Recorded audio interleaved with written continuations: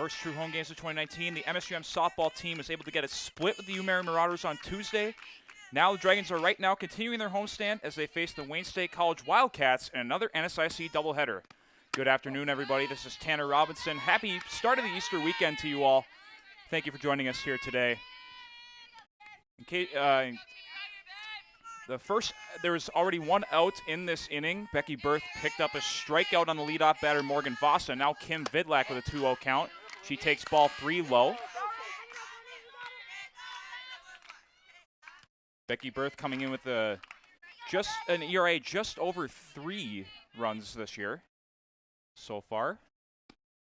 The 3-0 pitch is ball 4 inside, and Vidlak is on with the walk. Last time out for the Dragons here at home, they had a 5-1 lead against the UMary Marauders in Game 1. They blew that lead.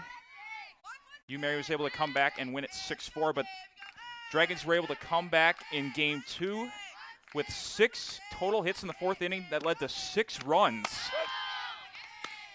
As now Emily Chandler of Wayne State takes strike 1. Chandler, definitely the player to watch here for this Wildcats squad. A .323 average, a team-leading 7 home runs, 29 RBI, and she lifts this one to right. Sundin under it, and she's able to track it down for the second out of the inning.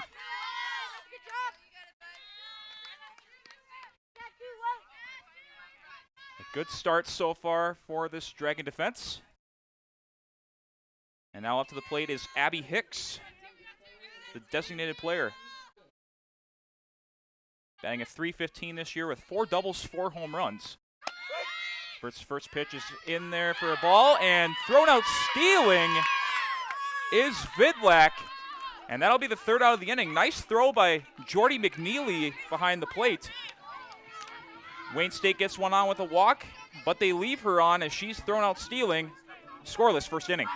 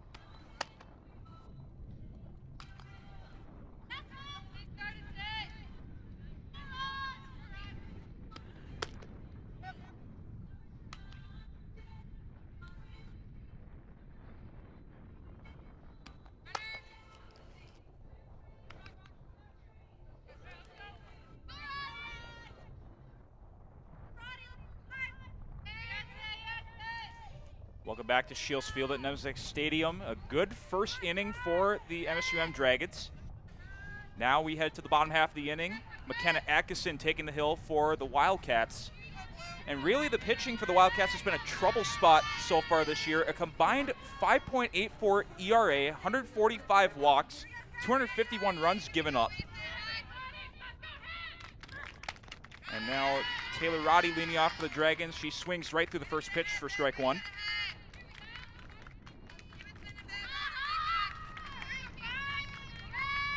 Last action for Wayne State, they were swept by Southwest Minnesota State at home as Roddy lifts this one up to 3rd. And there to catch it there is Ashley Hernandez for out number 1. And in that sweep at home by SMSU on Wayne State, in Game 2, the Wildcats were tied 2-2 heading into the 7th inning. Combined 6 walks from Riley Vanderveen and Maddie Mosier. Those pitchers, they led to 3 runs for the Mustangs, and that gave them the game. So really a trouble spot this entire year for this Wildcats team is the pitching. They haven't really closed as many games as they would like because of that. Emma Dummer on the plate now with a 2-0 count.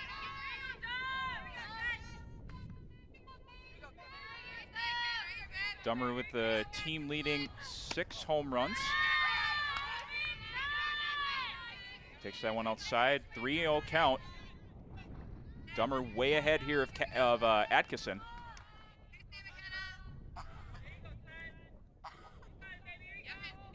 Wayne State coming in with a 1-18 conference record. After getting only five conference wins last season. They only have 1 so far this year.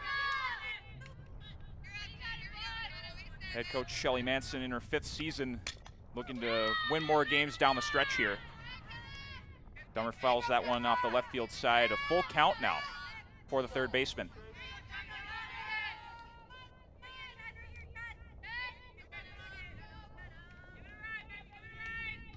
The payoff pitch. Dummer lifts this one to center. That one's got a chance. It goes over the wall. It's gone.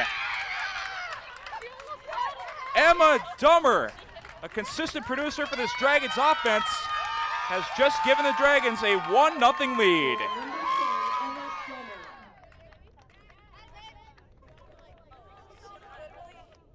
Dummer's 7th home run of the year to center. The Dragons off and running early.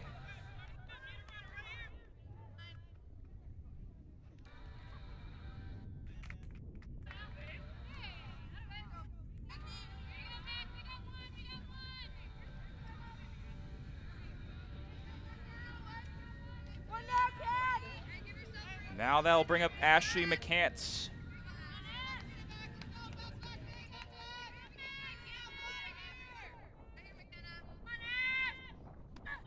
McCants swings through the first pitch for his first strike.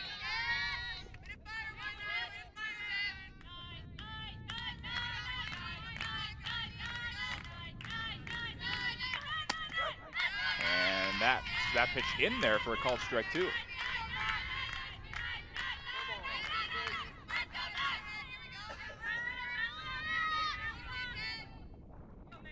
The 0-2 pitch, outside and low for ball 1.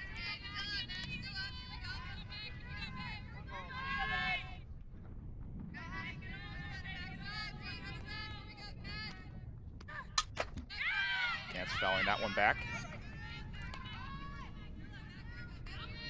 There you see head coach Shelly Manson in her 5th season.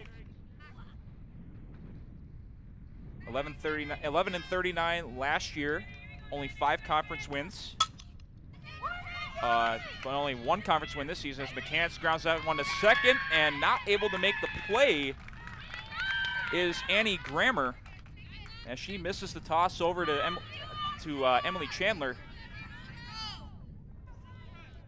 And McCants is aboard first with 1 out.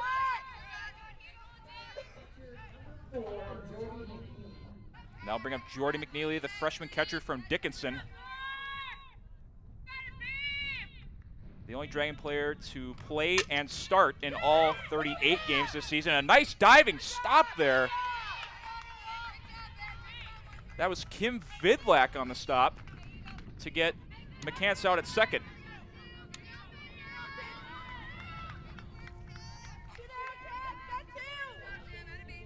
McNeely into first on a fielder's choice. Now bring up Peyton Gaber.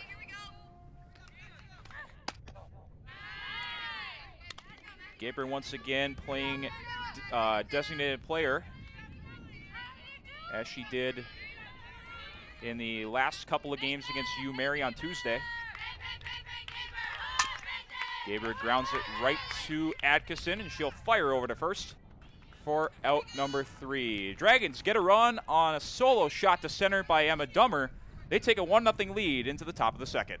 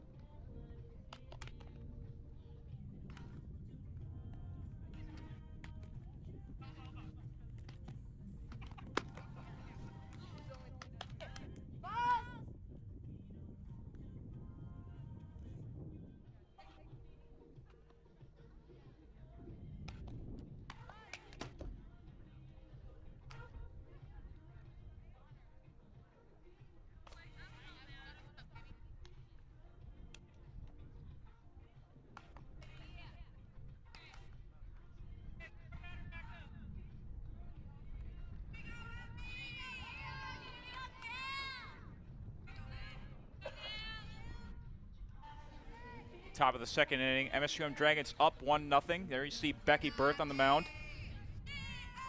1 strikeout last inning. As now she will face Abby Hicks once again after Kim Vidlak was caught stealing to end the first inning. She takes the first pitch for a ball. 1-0 counts. Second pitch inside for ball 2.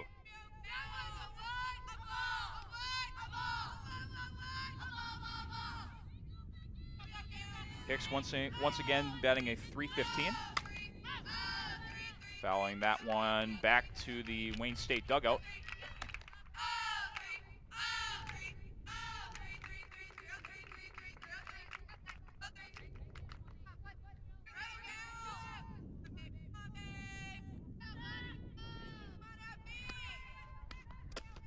That one skips across to McNeely, and that'll be the third ball, so 3-1.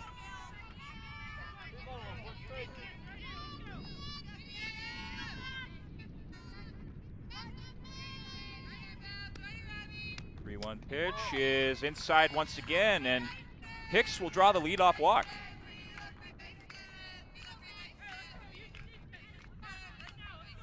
And that'll bring up Taylor Menard.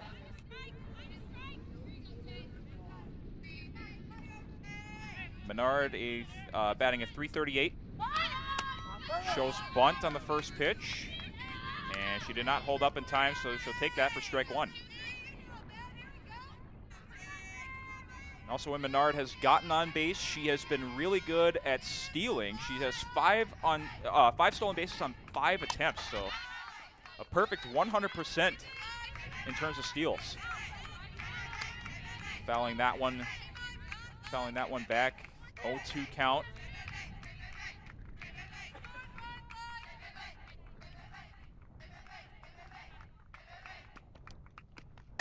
Swinging through that pitch, and she got her. Second strikeout of the day for Becky Berth. And that'll be out number 1 of inning number 2.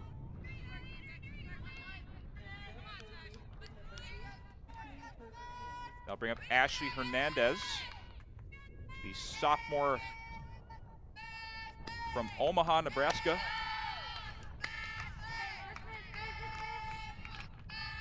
Takes the first pitch outside for ball 1.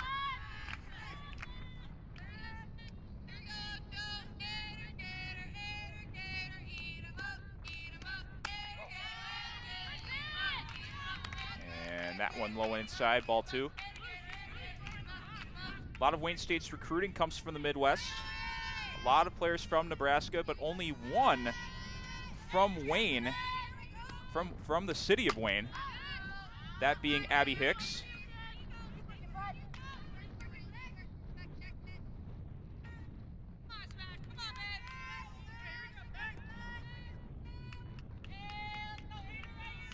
A lot of players from the state of Nebraska, also a couple from Kansas. 1 from Cedar Rapids, Iowa as well. So very based in the Midwest on this Midwest-based team. Midwest-based recruiting.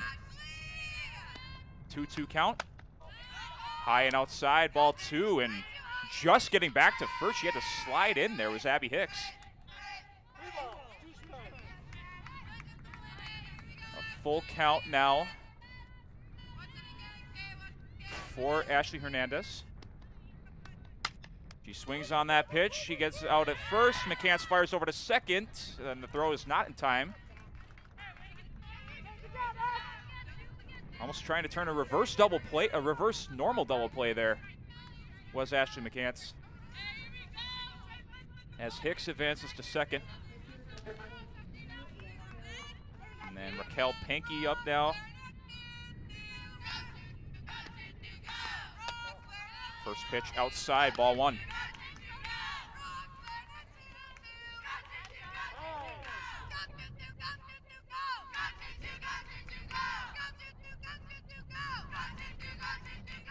Fixing the mound here. Makeshift mound here at Shields Field at Nimzik Stadium. It's basically a tarp with a mound on the back of it.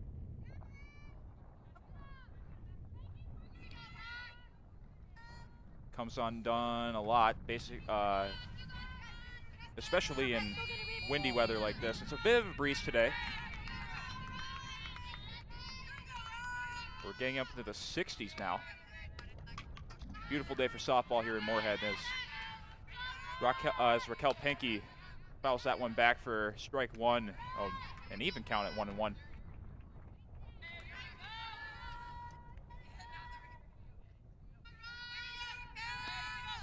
One pitch, fouled back once again, 1-2.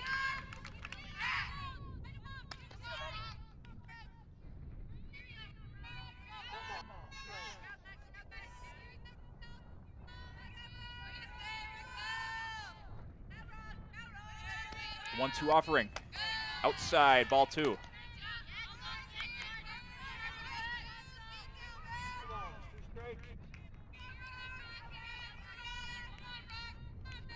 Berth looking to get her 3rd strikeout of the game, only in the 2nd inning. And this one is lifted out to left, and that'll drop for a hit. Hicks coming around, and she will make it to score. Tying the game at 1. RBI single for Penke.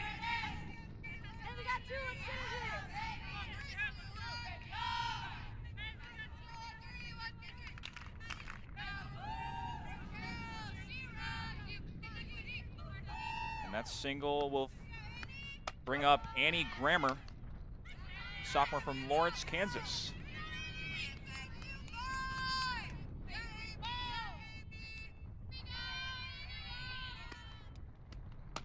1-0 pitch in there for a called strike, 1-1.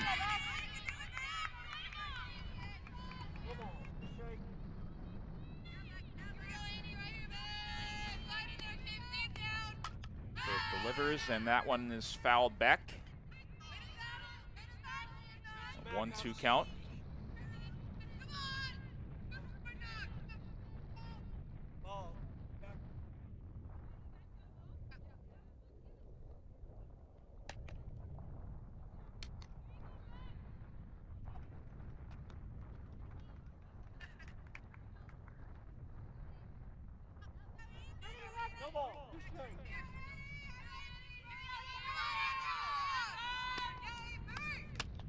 And got her again. Becky Berth with her 3rd strikeout ends the inning. The Wayne State Wildcats get a run off a hit, but leave one on as we head to the bottom of the 2nd, all tied at 1.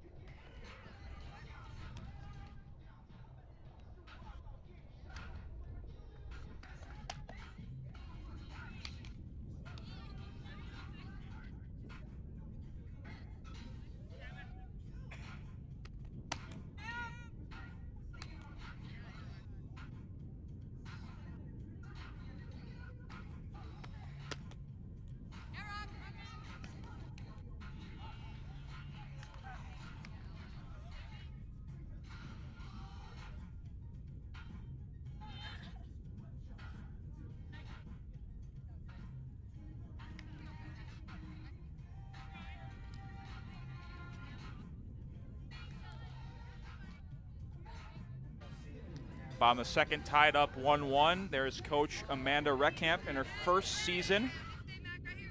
Involved in a lot of close games this season, including a couple on Tuesday here at home. As I mentioned before, in Game 1 against UMary, the Dragons had a 5-1 lead, but the Marauders were able to come back and win it 6-4. But then they bounced back in the 2nd game in a big 4th inning to get a split on that day. And right now we have a 2-0 count for Elizabeth Johnson, who was a big part of that Game 2 win.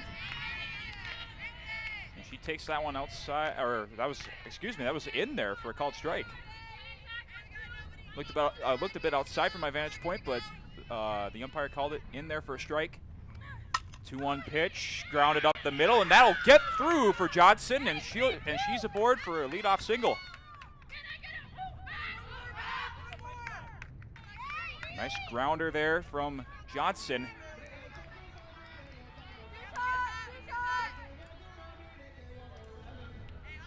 And there you see standing behind her is Madison Page, the leading hitter from last season, out this year with an injury, but there to help out in any way she can. As now Allie Helgo shows bunt on the first pitch and fouls it back for strike one. Good job, Ash. Good hustle.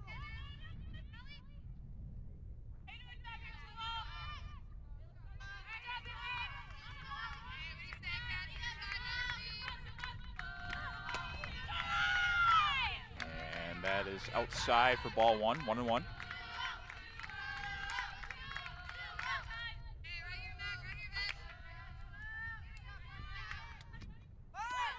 Helgo showing bunt. She does get contact on it. And there to pick it up is Chandler, and she will fire it over to first for out number one. And she will get the sacrifice as she gets Elizabeth Johnson to move to second.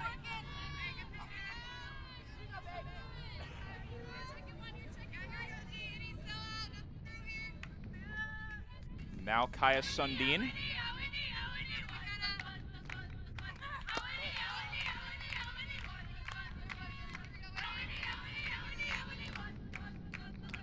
Sundin listed as a catcher third baseman, but lately she's been playing in the outfield, especially in right field. Sundin with a line drive, and that'll get through.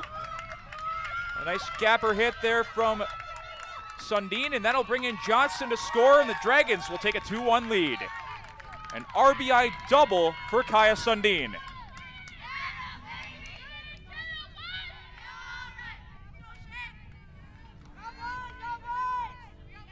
Sundin's also been a consistent hitter, the freshman from Hudson, Wisconsin. That'll bring up Shea Weber, who plays opposite of her in left field.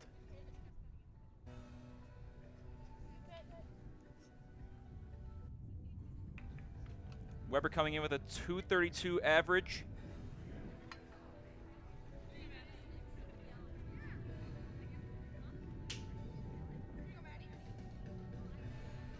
Got a bit of discussion here.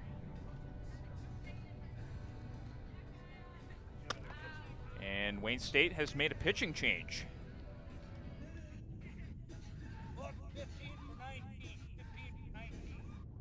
Maddie Mosier will come in for McKenna Atkinson. Mosier, the sophomore from Central City, Wisconsin. 15 for 19 coming in to pitch.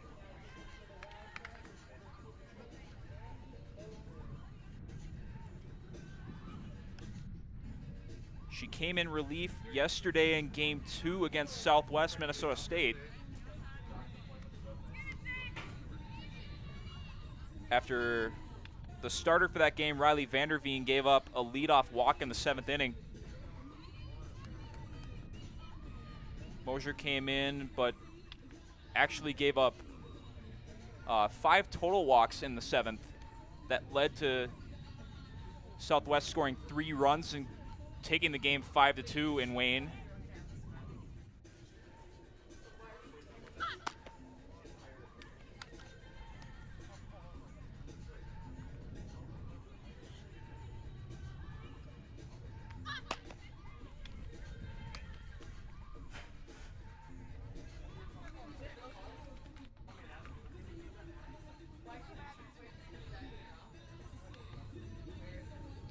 Mosier just taking a few more warm-up reps.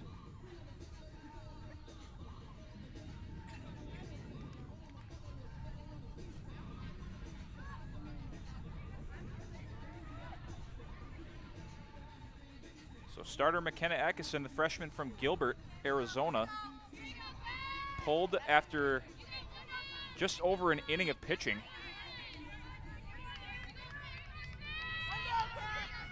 subbed out for Mosier. And now Weber will step up to the plate.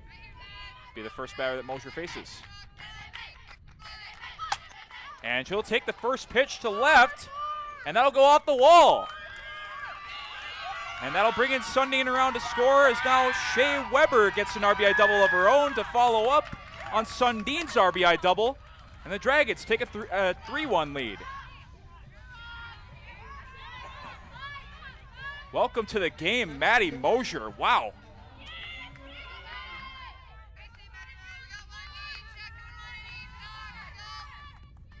Now back to the top of the order, Taylor Roddy. She takes the first pitch outside for a ball.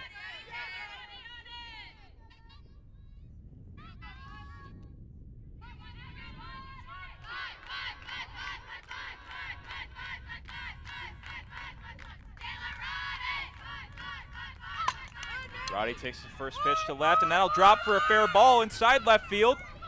Shea Weber coming around to score, and she'll get in. And it's a 3-run lead for the Dragons. 3 RBI doubles in a row here in the second inning.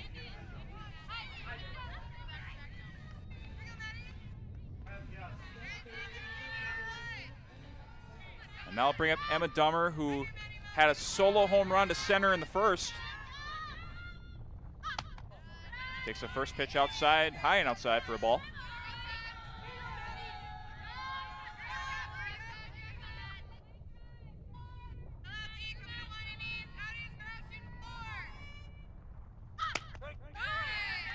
Called strike down the middle.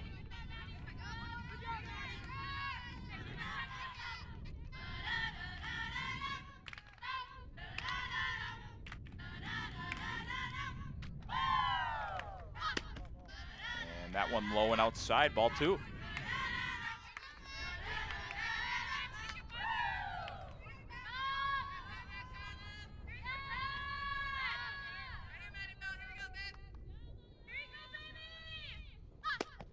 A 3-1 count now for Dummer.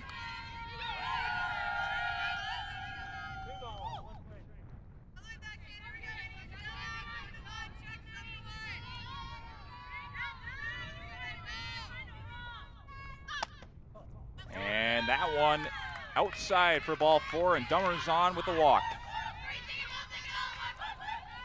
Dragons have 2 runners on now with 1 down.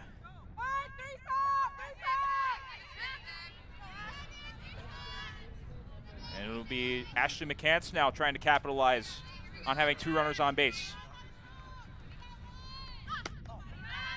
Takes the first pitch outside for ball 1.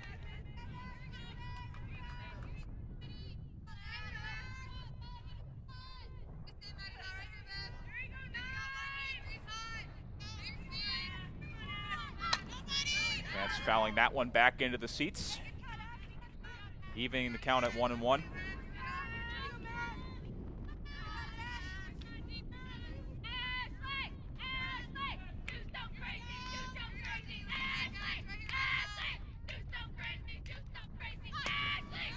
McCants tried to hold up there, but she does go through. Count 1-2 now for McCants.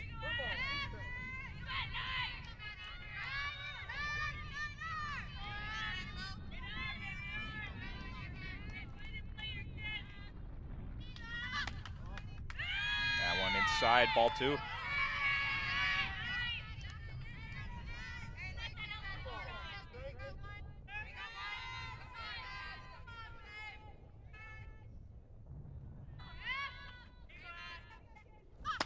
McCants swings through that pitch, and that's strike 3. Maddie Mosier getting her first strikeout.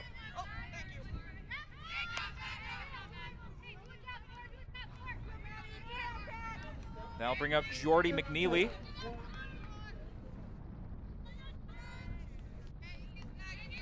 Grounded out last time up.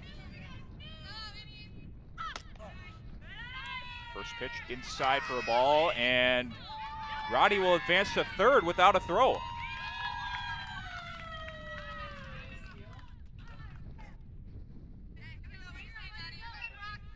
So now the runners are at the corners now.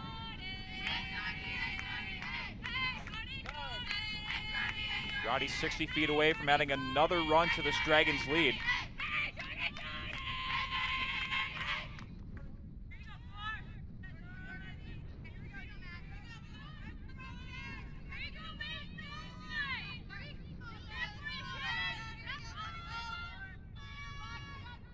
One will pitch from Mosier, fouled back, and evens the count at 1-1.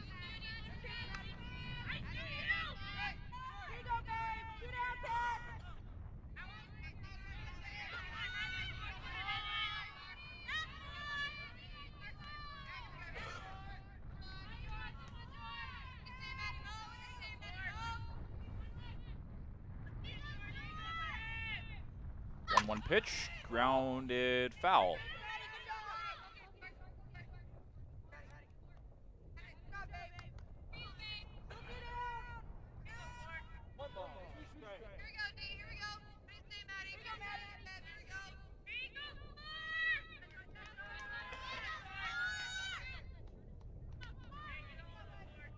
The 1-2. Is that outside? That was outside for ball 2.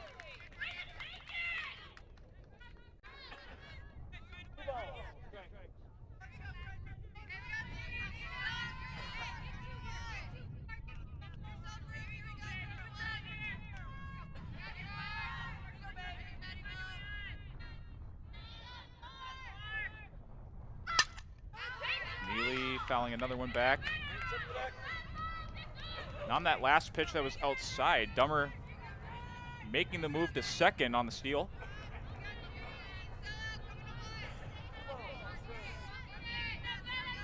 So now the runners are at second and third. McNeely rips this one to left, and it goes off the wall. Dummer and Roddy come in to score, driving in 2 runs is Jordy McNeely.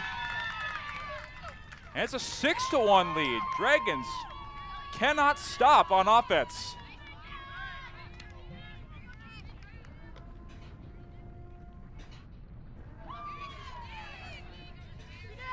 Another RBI double as Courtney Baresh cannot make the play in left. Now bring up Peyton Gaber, the lefty.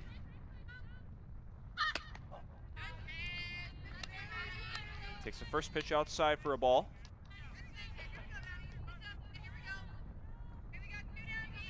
Gaber, the junior from Stevens Point, Wisconsin.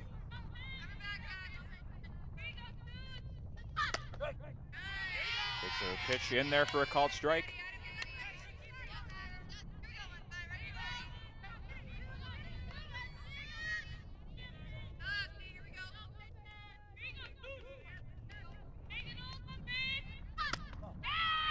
And that one's inside, ball 2.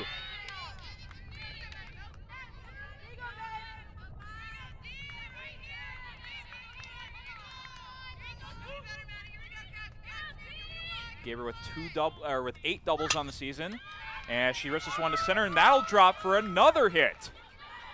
McNeely coming around to score, and she's in there.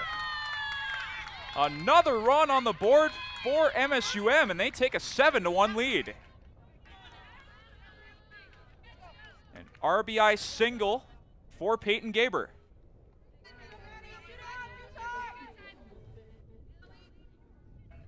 That ball was well hit to shallow center.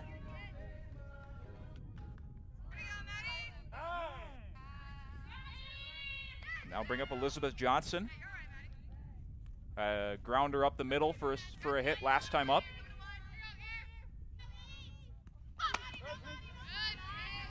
That one in there for a called strike.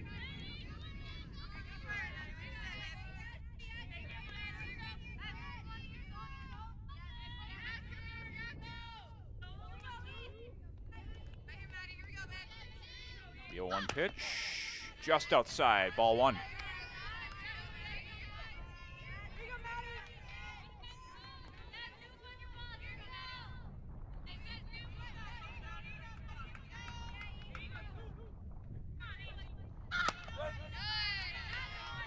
And Johnson taking a called strike 2.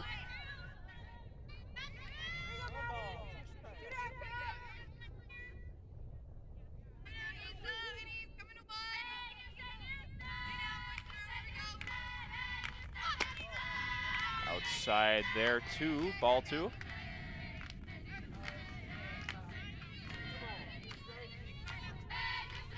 Count even at 2-2.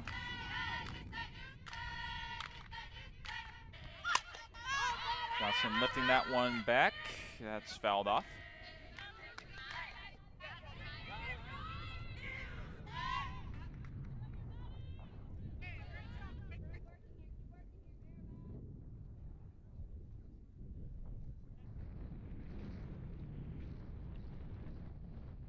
Mound coming apart once again.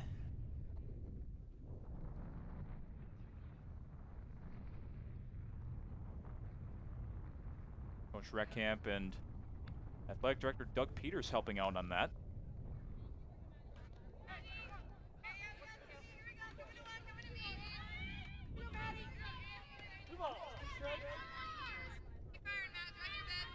Now a 2-2 count for Johnson. Low and inside, ball three.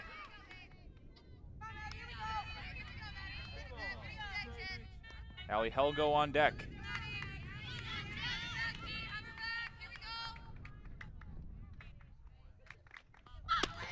And that's inside, ball four. Johnson on with the walk.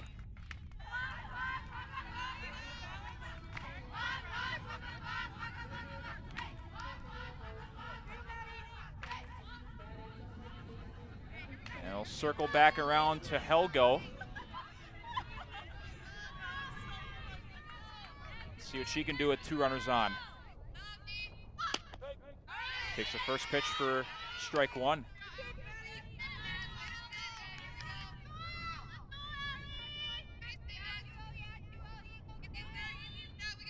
Helgo, the freshman from Big Lake, Minnesota. Ripping that one to third. Diving attempt there from Vidlak, and she cannot make the play. And Helgo is on first.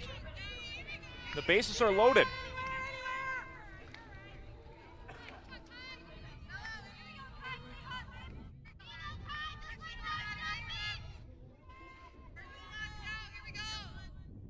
Sundin will come to the plate. This is the 12th batter of the second inning for the Dragons. Takes the first pitch outside and low for ball one.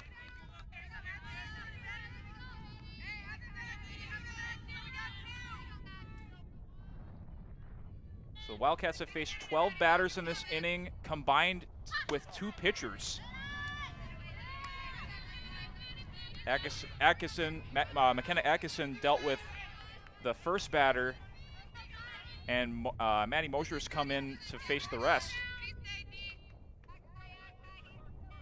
Now a 2-0 count for Sundin. Inside again, ball three.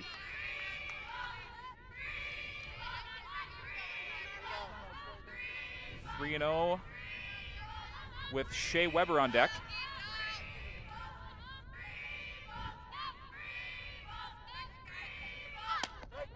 And in there for a called strike, 3-1.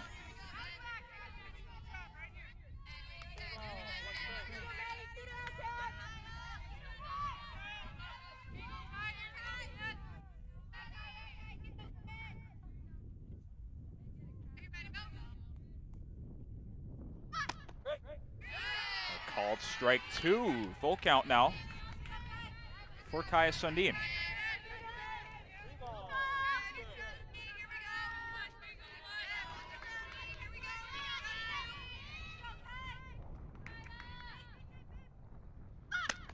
And she swings through that pitch, strike three. Maddie Mosher picking up her second strikeout of the game, but not before the Dragons pour it on with 6 runs on a multitude of hits, and they take a 7-1 lead heading into the third inning.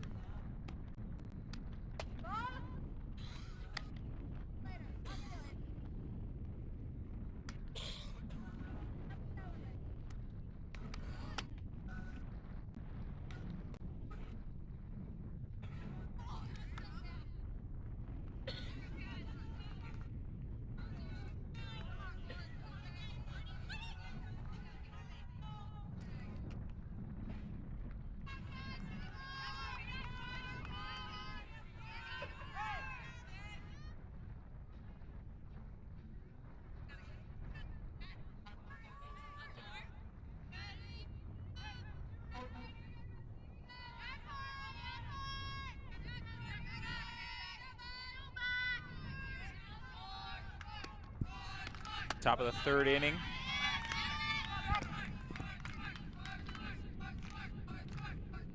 Dragons up 7-1, and in that inning, a lot of RBI doubles, including from Taylor Roddy, who on her double clinched the team single-season record for doubles with 71, and then McNeely added one of her own to get 72. So a big single-season record clinched today for this Dragons team. That one lifted up to third, and it'll drop into foul territory.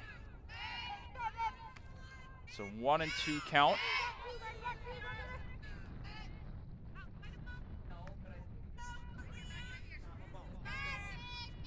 It's 1-2 count for Courtney Baresh.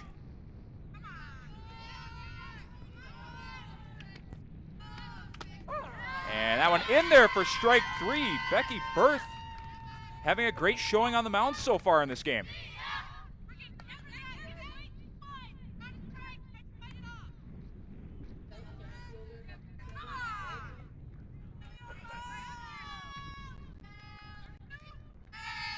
And Morgan Vasa now up as the Wildcats get back to the top of the order.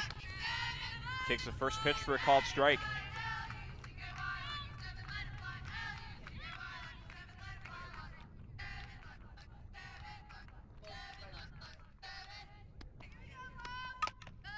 That one foul tipped.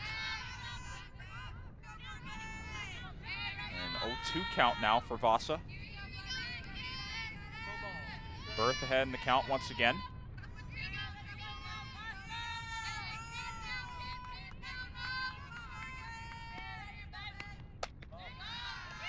That pitch high and inside, high and tight for ball one.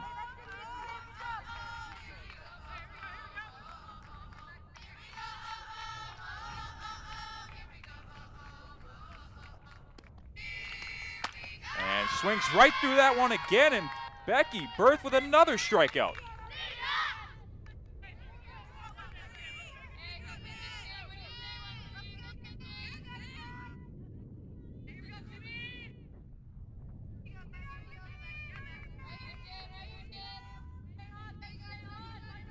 Becky Berth with 5 strikeouts through almost 3 innings here.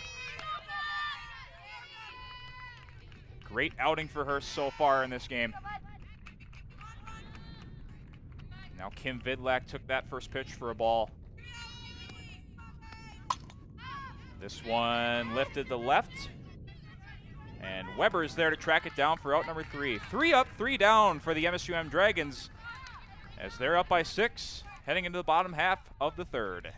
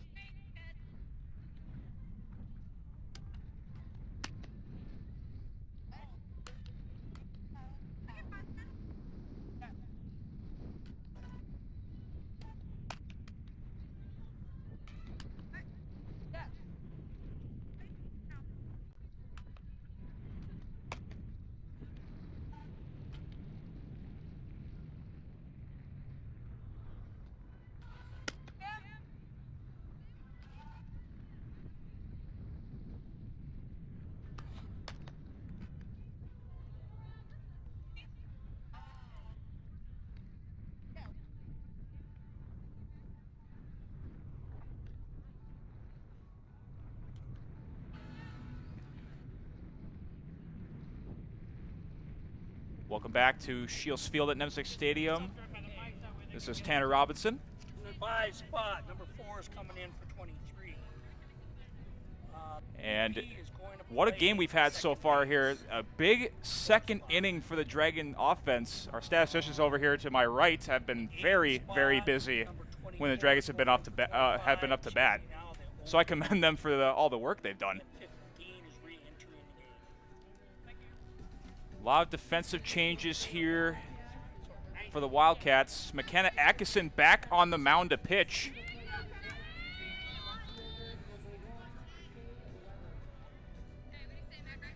After being pulled in the second inning. And she'll face Shea Weber.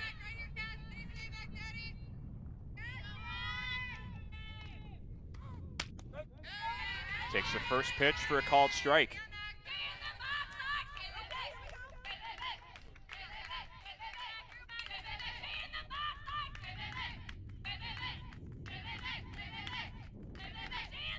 The 0-1 delivery just outside for ball one.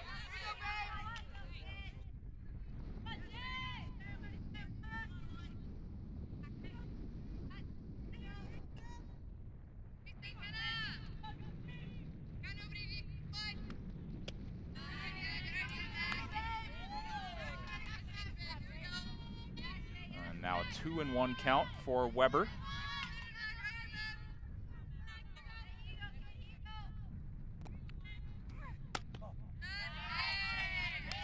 3-1 now, as that pitch goes low and away.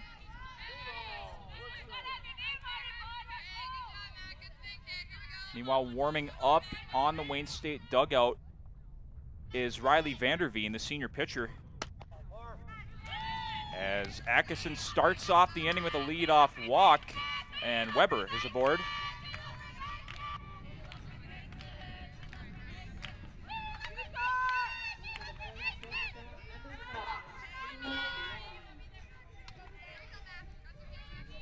Now we go back to the top of the order for the Dragons as Taylor Roddy steps up. She bunts it foul on her first pitch.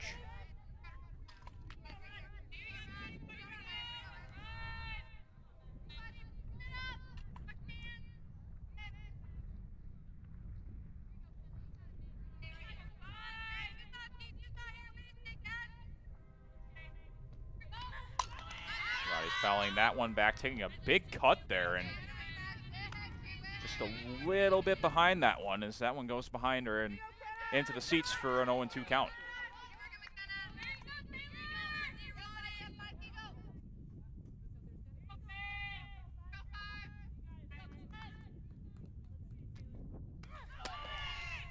And that one inside, taking the steal there is Weber, and she's in there. Throw a little bit off from catcher Raquel Penke. And Weber steals second.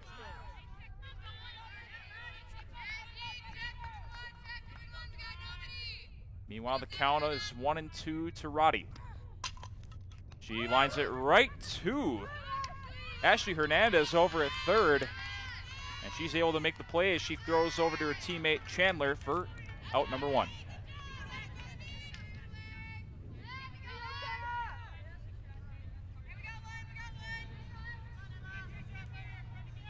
Now I'll bring up Emma Dummer.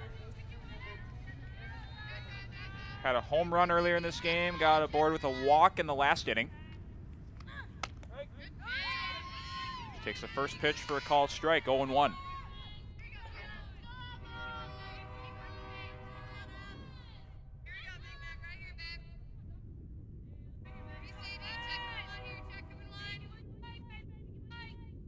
Delivery skips off, and that hit her knees. And Dummer will go to first on the hit by pitch. Weber making the trot over to third, but she has to go back to second off the beanball.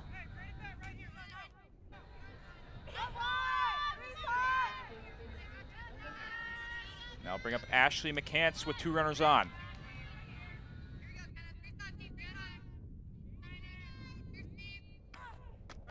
Atkinson's first pitch to McCants is in there for a called strike.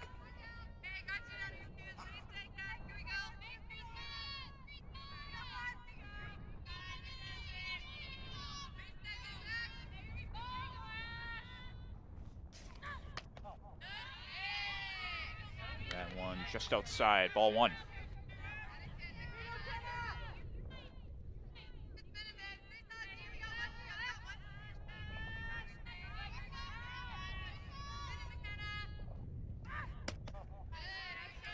Outside again, ball two.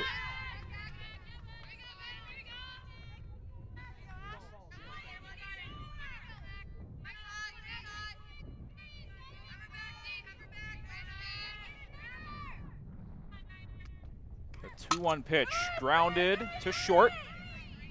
Over to third for the second out of the inning.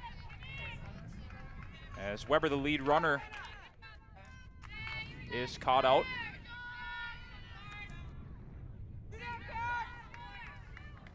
So now McCants in at first on a fielder's choice.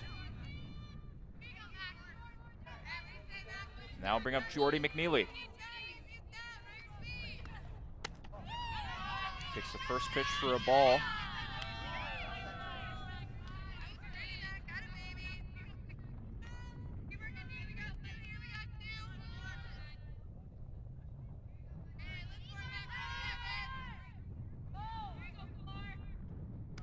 Pitch, grounded foul, just over the left field side.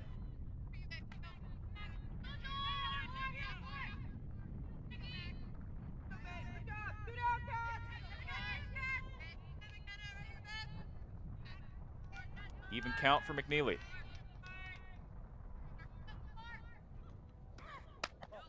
High and outside pitch, ball 2.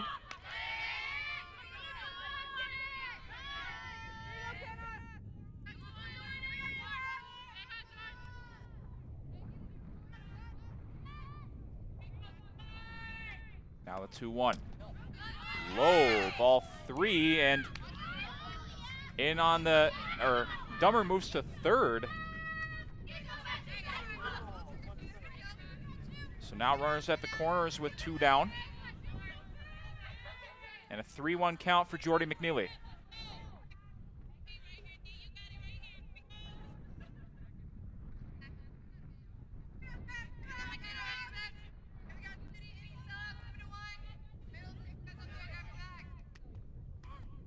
And she swings through that pitch, strike 2. Count is now full.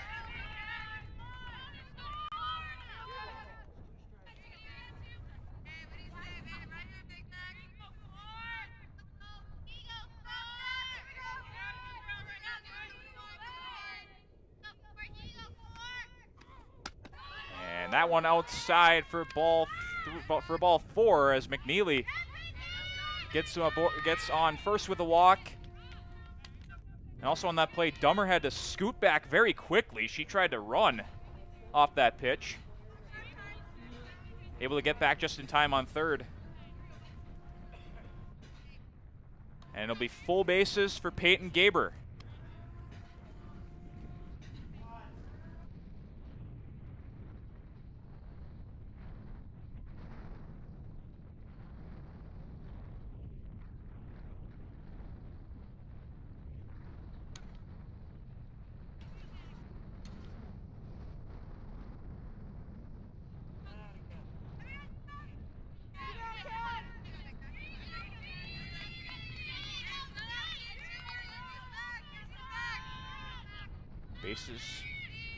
Bases full for Gaber. She takes the first pitch in for a strike.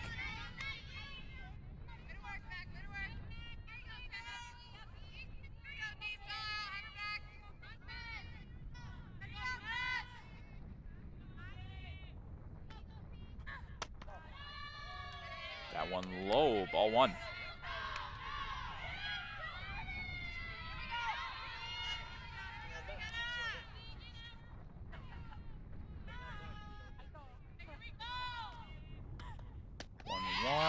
Swings and misses, strike 2.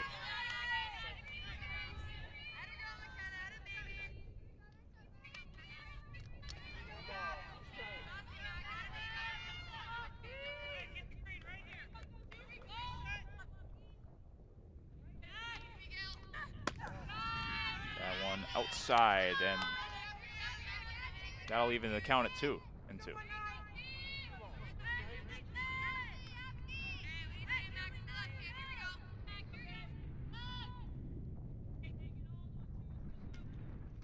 2-2 delivery. Gaber over the glove of the shortstop of Vidlak. And that'll bring in 2 more runs, and McNeely now coming around to score as the throw is wild. 3-run score. And the Dragons take a 9-1 lead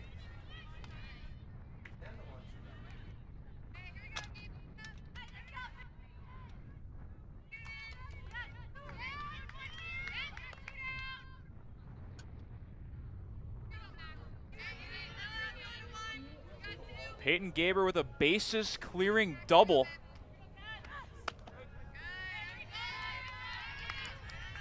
And now Elizabeth Johnson takes the first pitch for a strike.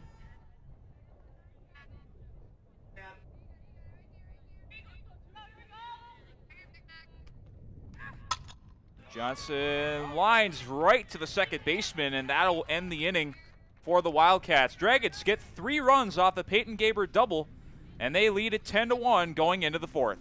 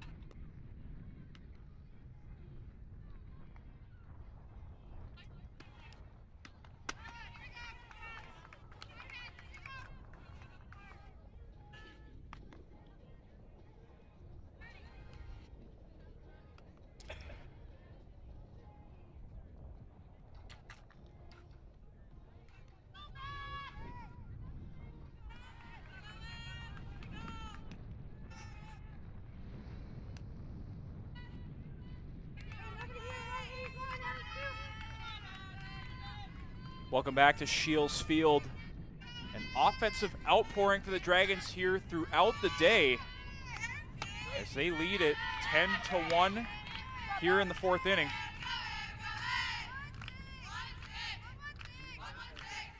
And Emily Chandler will lead off. Chandler smokes this one to center, and that'll get through for a hit. And Chandler aboard first with a leadoff single. It's only the 2nd hit of the game for the Wildcats.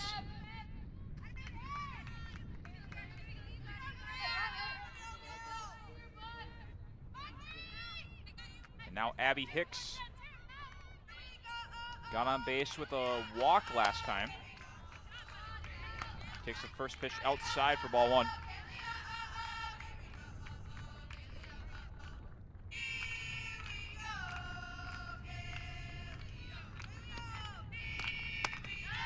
Swings through, right through that one, strike 1.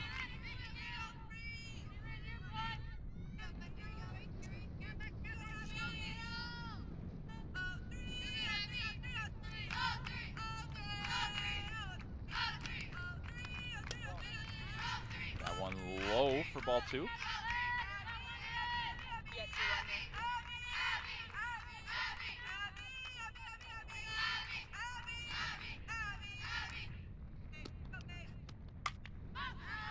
Fouled back, even count at 2-2.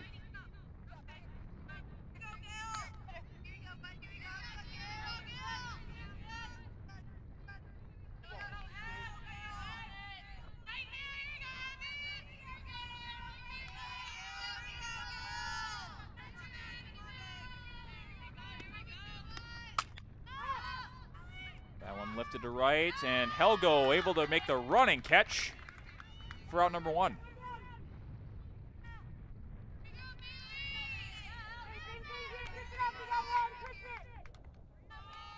And that'll bring up Bailey Ryle.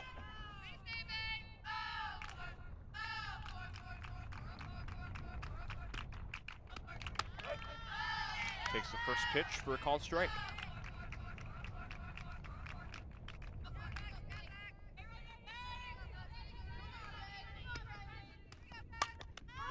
This one in the same spot Helgo made the first catch, and she'll make it again for out number 2. So after giving up a leadoff single, the Dragons defense has recovered very nicely here as they're able to put together 2 quick outs. Now Ashley Hernandez swings right through the first pitch for strike 1.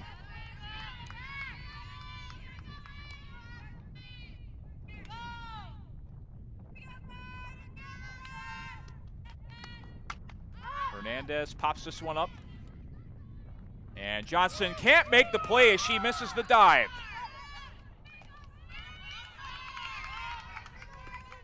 Helgo was there, but Johnson called her off and tried to make the diving play, but she couldn't.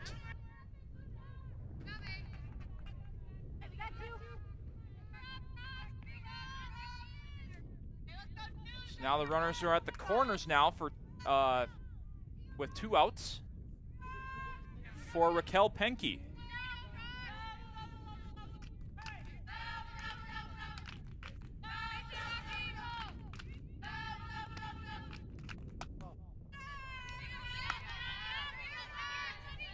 And that pitch in for a ball.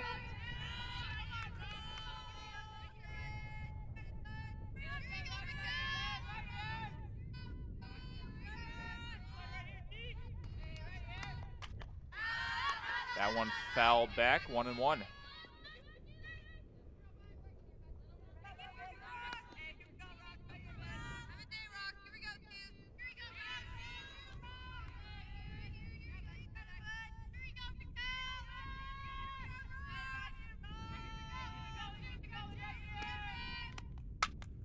That's a line drive that'll just drop into left field, and that will bring in a run for the Wildcats. It's now a 10-2 contest.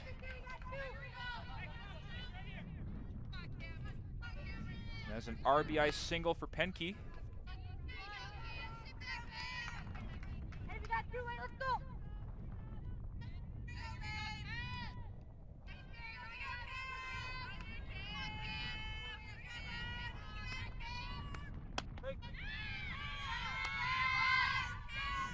Now Cameron Sparks making her first appearance, the freshman from Kansas City. I should say Kansas City, Kansas, not Kansas City, Missouri.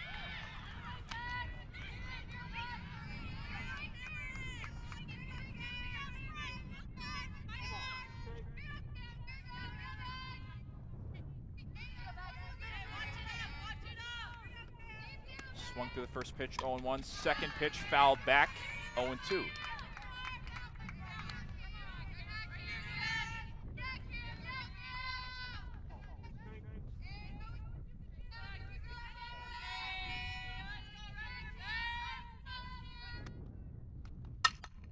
Liner to right, that'll drop fair into right field. The throw from Sundin, the relay is not in time, but trying to go for third there is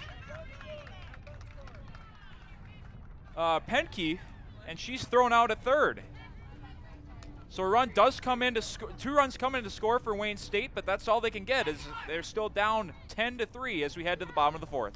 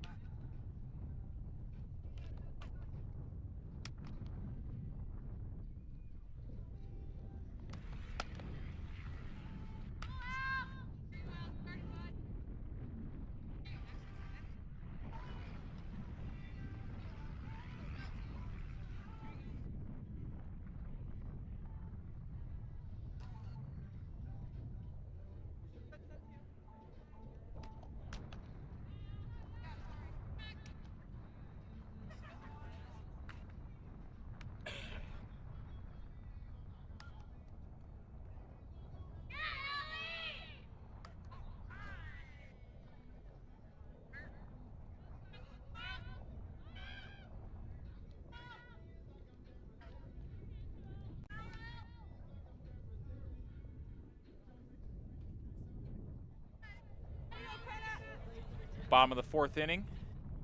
Dragons up 10-3 as Ali Helgo steps up to lead it off. That one outside for ball 1.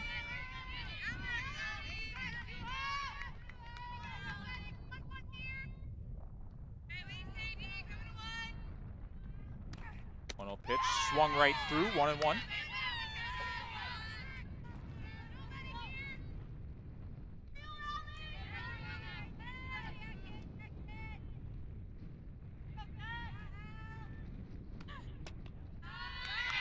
Outside there, ball 2.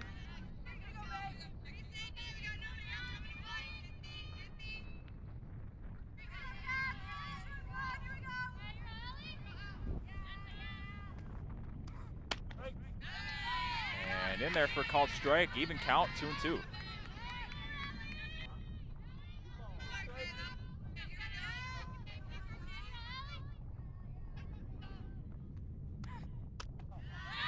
Low and outside for ball 3, full count.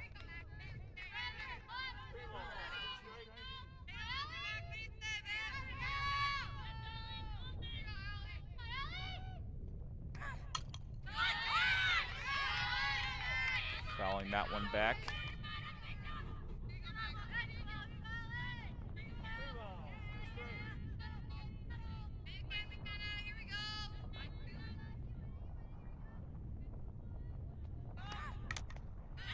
And a little bit of contact there, so she did not swing through. It was tipped off the bat.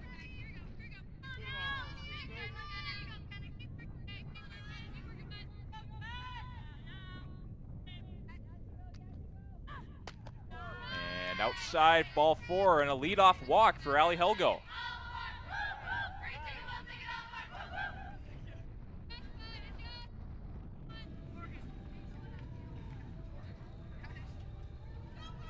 And this will bring up Kaya Sundin,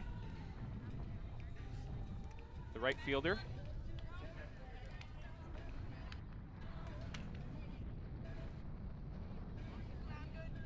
I believe we are going to make a sub here. Dragons are going to make a sub here, excuse me. 13 for 11. And Morgan Sandstead will make an appearance. Morgan Sandstead, the backup catcher, the sophomore from Hoffman, Minnesota.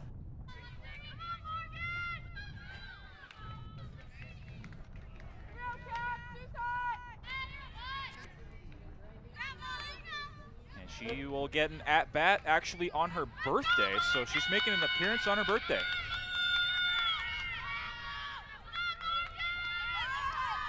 Shows bunt on the first pitch, holds up just in time for a ball.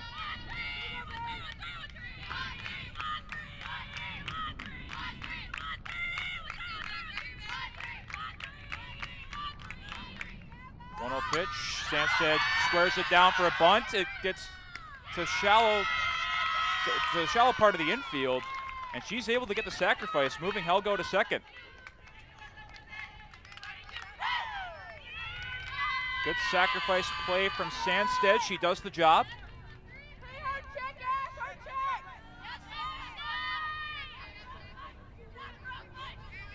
And that'll bring up Shea Weber.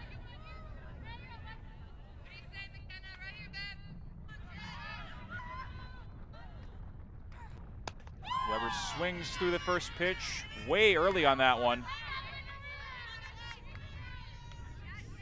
She starts her at bat off with an 0-1 count.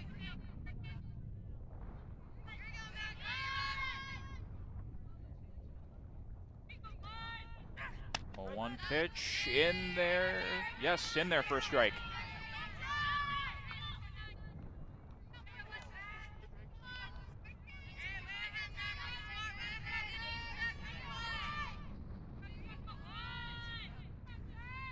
The 0-2. Outside, just outside for a ball.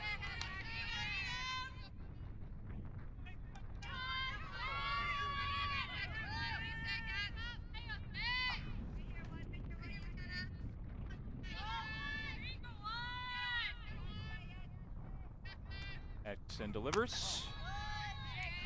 Inside for ball 2.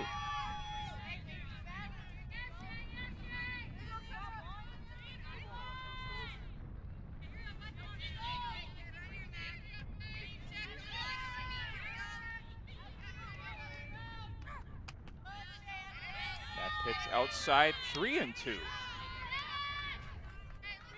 Weber able to battle back and show some patience at the plate.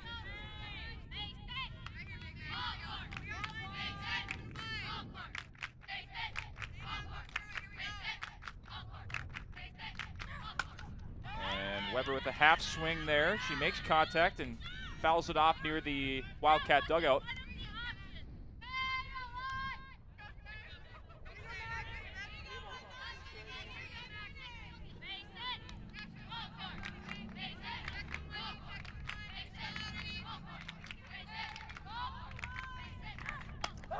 And Weber ends up striking out. And Atkinson gets her first strikeout of the contest. I thought it was a touch inside, but she was able to get it in there. She was able to get it in the zone. Now bring up Taylor Roddy with 2 outs. Roddy will take the first pitch and ground it right to Vidlak. She fires it over to Chandler for out number 3. Dragons leave one on in the bottom of the 4th. We head to the 5th. MSUM up 7.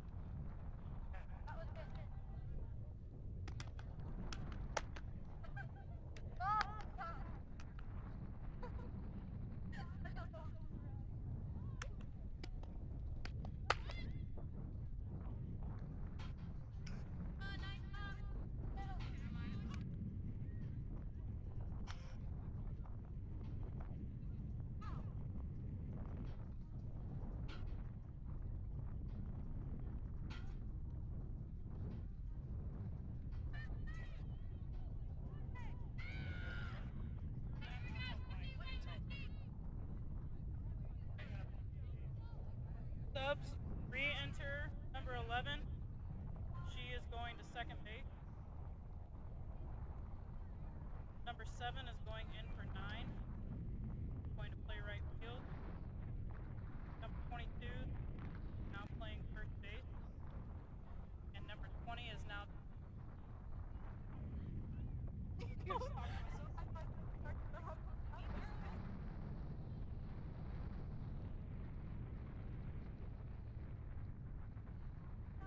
Welcome back to Shields Field as we head into the 5th inning.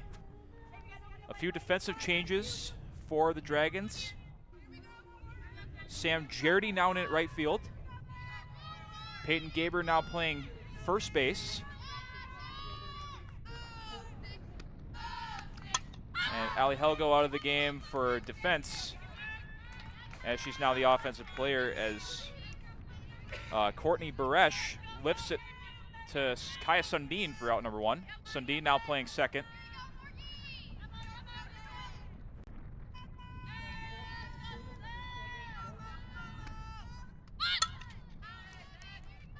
Showing bunt there is Morgan Vasa, and she fouls it back for strike 1.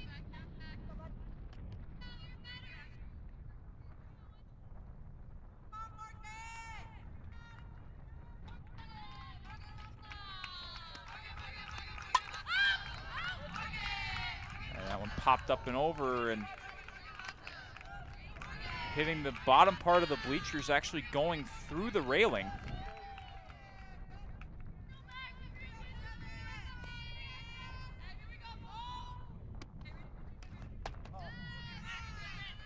And now Vasa taking that pitch outside for ball 1, a 1-2 count.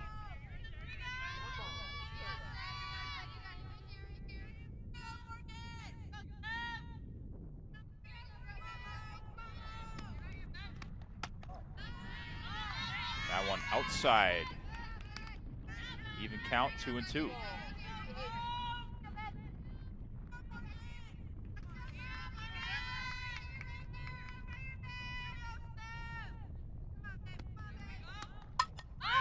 That one popped over, and that'll land fair. And Vasa digging for 2. And she'll get there. As Weber's not able to make the throw over in time to Sundin, and Vasa's aboard with a double.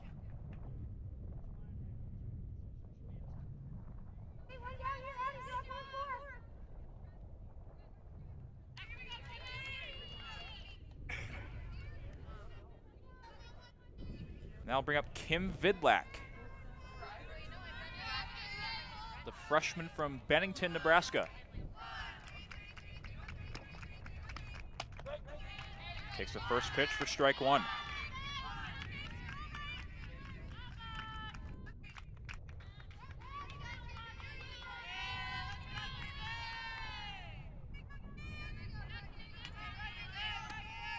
The 0-1 pitch swung right through, strike two.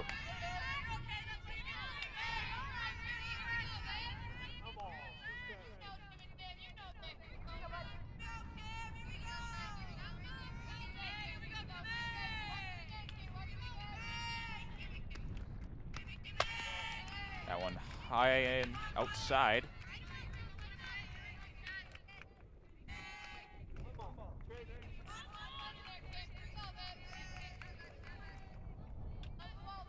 One-two count for Vidlak. Got her! Becky Berth with her 6th strikeout of the game. Very impressive start here for Berth, the sophomore from Oconto, Wisconsin.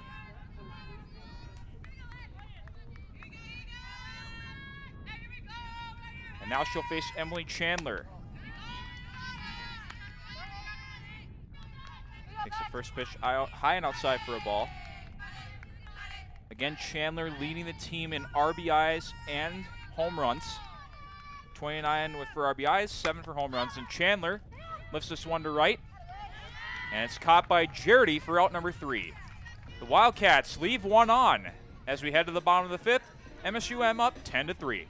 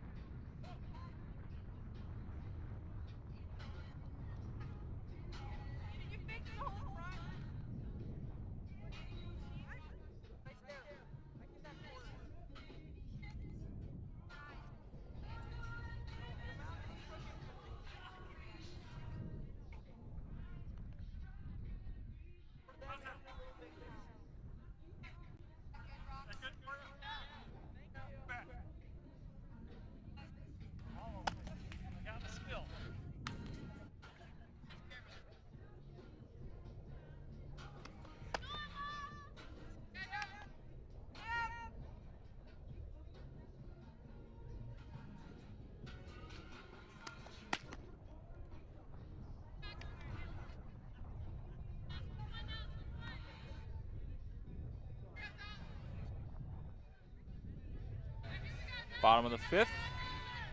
Dragons up 10-3.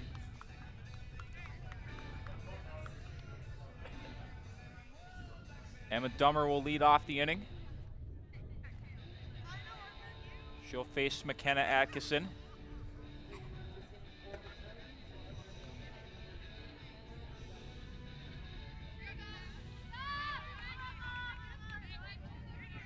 Dummer having a great game at the plate today, having a home run in the first, and just showing her patience and consistency at the plate as well, as she fouls the first pitch back for strike one.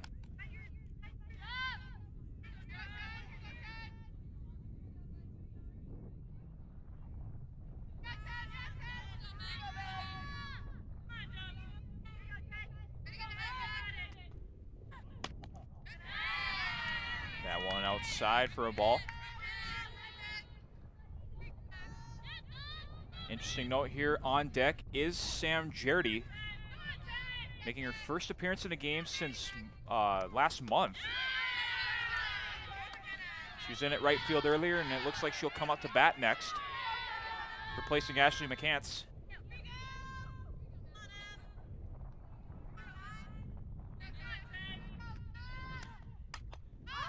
Dummer lifts this one over to first, and Chandler is able to make the running play for out number 1.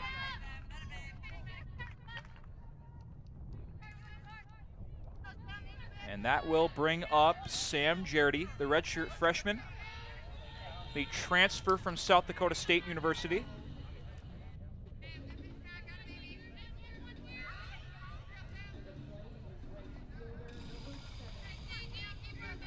Listed as a utility player, so a plug-and-play player. She can play anywhere on the field, and she takes the first pitch for a strike.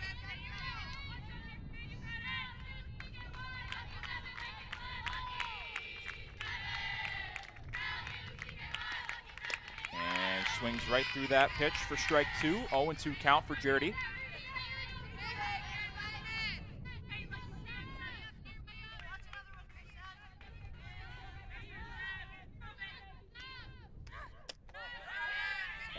Down and away for ball. 1-2.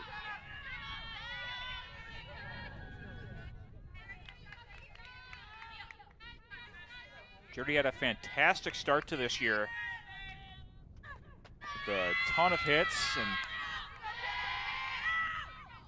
was really instrumental in picking up the Dragons' first few wins of the season.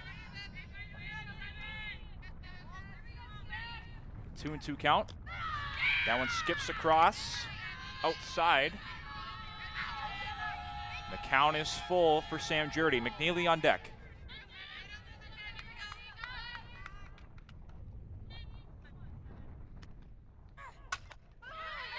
That one fouled off in the right field side.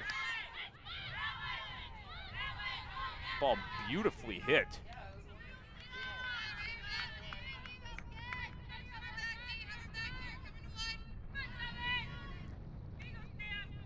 3-2, fouled off again, staying alive in the at-bat.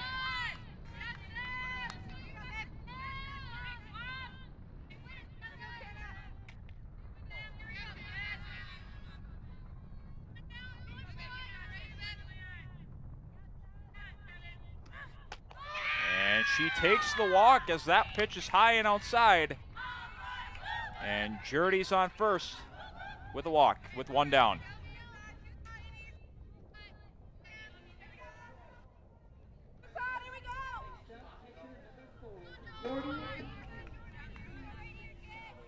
That'll bring up Jordy McNeely, the freshman catcher.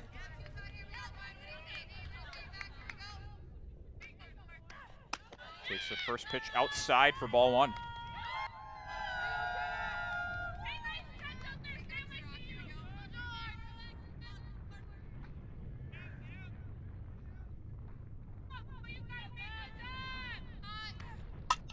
And McNeely lifts this one to center, and that will drop for a base hit. Vasa's not able to get there in time.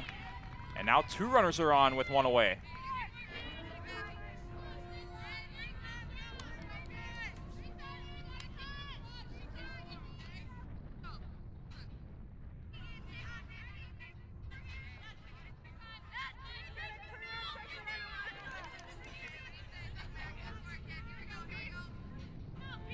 And now Peyton Gaber, who switched to first base in the last half inning. Takes the first pitch, swings at the first pitch and fouls it back.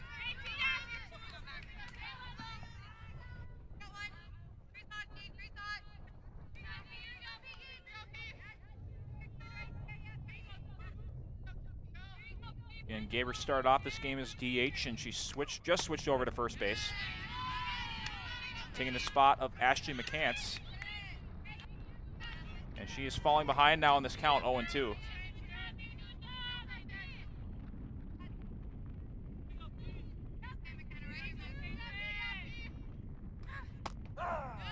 That one in there for a called strike. And Atkinson picks up another strikeout, 2 away.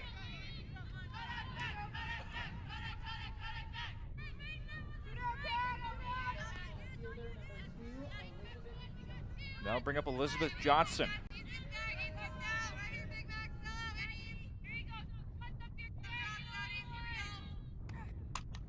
Swings at the first pitch. It goes over the head of Vidlak, and that'll bring in Jardy to score, and the Dragons take an 11-3 lead. And actually, that will end the game on that hit, as the mercy rule is in effect. 8 runs in 5 innings, an 8-run lead over 5 innings. So the Dragons will take game 1 by a score of 11-3. Game number 2 will follow in about 20 minutes. And we'll take about a 20-minute intermission between the 2 games. So we will be right back with game 2 in just a short little while.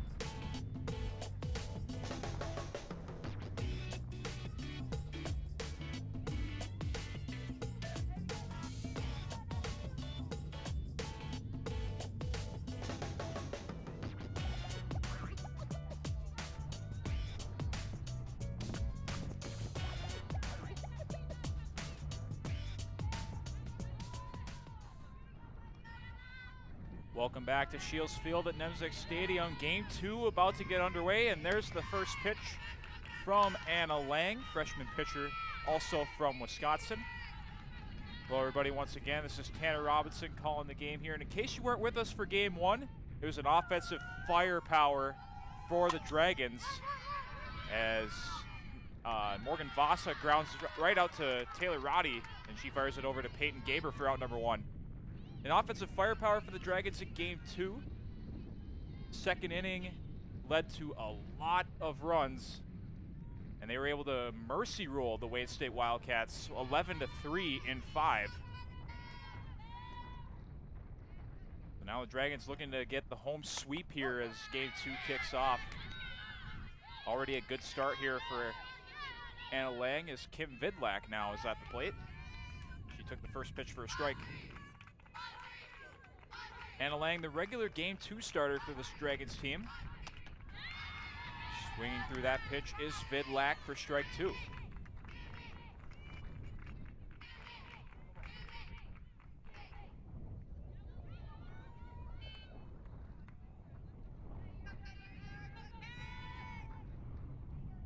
The 0-2 delivery from Lang is high and outside for ball 1.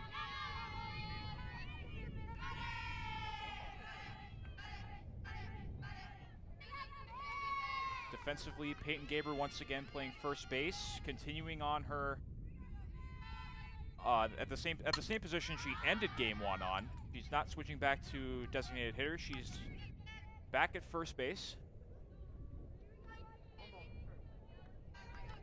Meanwhile, Kaya Sundin back out at right field. Sam Jardy off. And the rest of the lineup pretty much the same from Game 1. Despite those changes, this one lifted to first base, and Gaber falls right over, and that'll drop into the infield for the first hit of the game.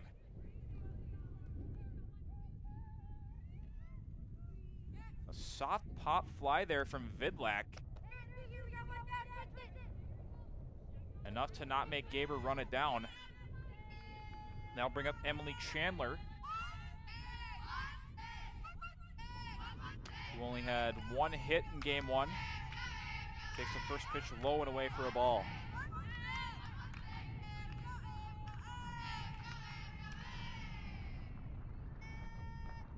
Lang delivers low again, ball 2.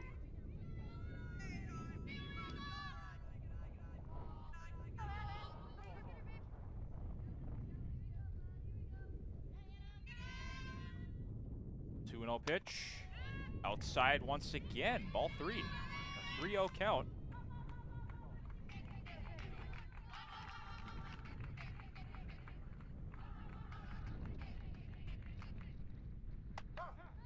That one down the middle for a strike. Chandler just taking that one.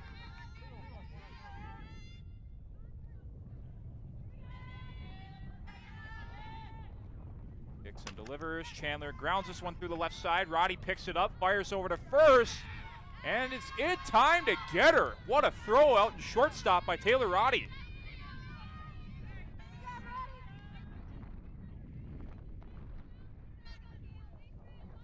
So Chandler grounds out, but Vasa moves over to second on the grounder. Now bring up Abby Hicks.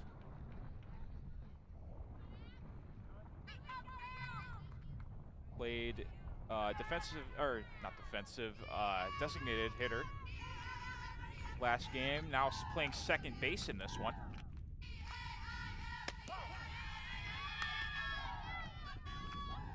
Takes the first pitch for a ball.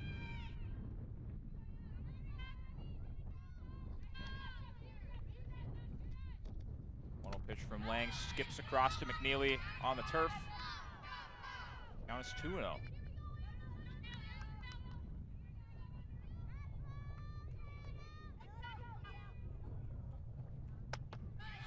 Swing and a miss, strike one.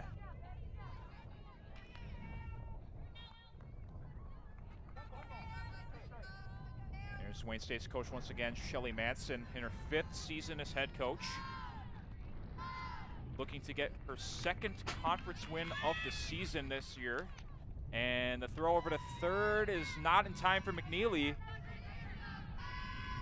And Vidlak is able to slide into third. First run of the game, 60 feet away. Hicks, a soft grounder. It will be a fair ball called. And Hicks is in there at first. Throw not in time. And that'll go for an infield hit.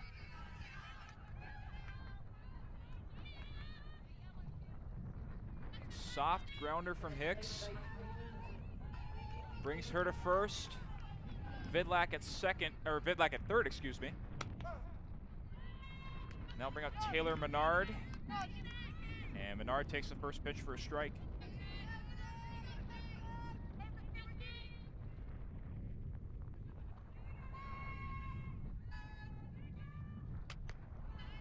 That one outside for a ball.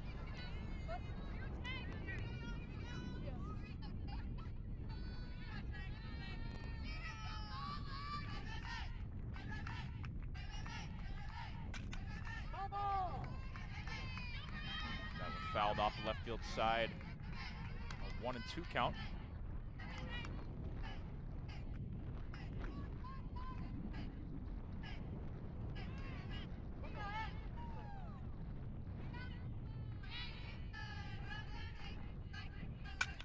Menard grounds this through the middle, and that will bring in a run to score. Vidlak comes across home plate.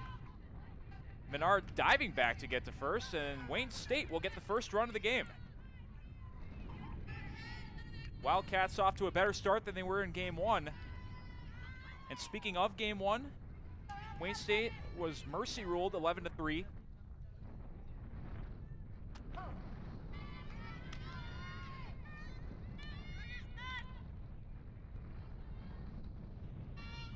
Wayne State was also mercy ruled in game one in their last series against Southwest Minnesota State. But now off to a better start here in game two. Ashley Hernandez up at the plate with a 1-1 count. Lang delivers, and that one's outside for a ball, 2-1.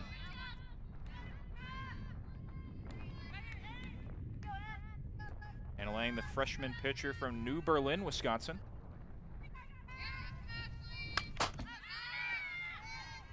And Hernandez fouling that one back and high. 2-2 count.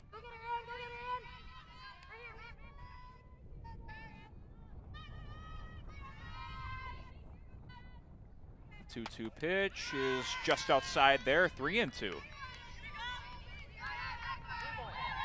Penke on deck.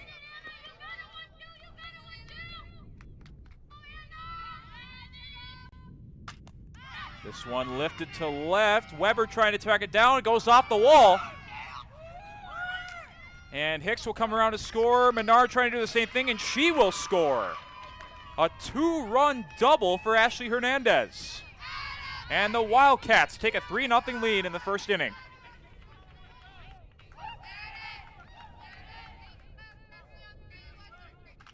Wayne State putting an inning together much like the Dragons did in the second inning of the last game. Now trying to keep it going here is Raquel Penke. Takes the first pitch for a called strike just in the zone. Penke played catcher last game. This time she is the designated hitter.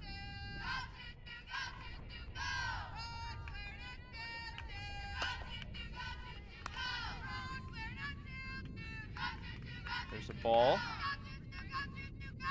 1-1.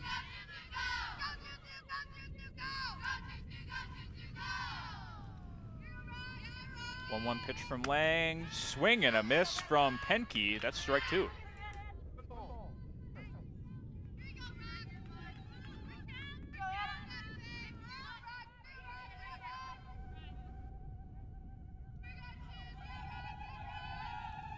One-two pitch. High and outside for ball two.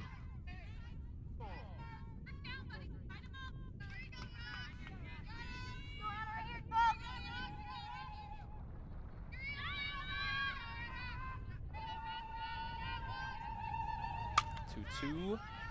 Lift to right. Sundin almost colliding there with Allie Helgo, but she's able to make the catch for out number 3. Wildcats get 3 runs across on 4 hits as we head to the bottom of the first. Wayne State up 3-0.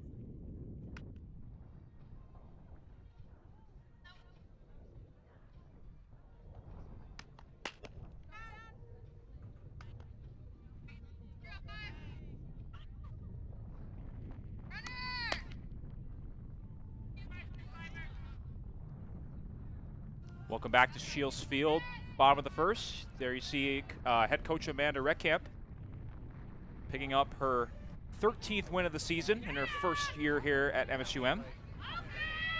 Her 7th conference win. Looking to get number 8 on the season here in game number 2. Taylor Roddy coming up here to lead off for the Dragons. And taking the hill for Wayne State is Riley Vanderveen, the senior from Cedro-Woolley, Washington.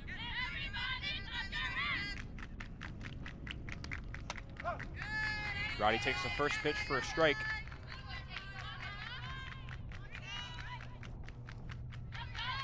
Vanderveer is Wayne State's regular Game 2 starter. She started the last game, Game 2 against the Mustangs of Southwest Minnesota State.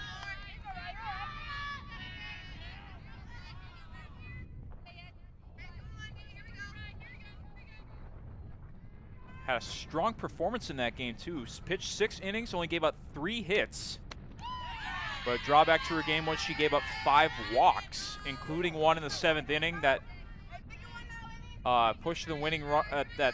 Not push the winning run across, but set up the winning run to be pushed across the plate. Just looking to redeem herself from that performance, or not redeem herself, but to continue the performance she had, just with less walks.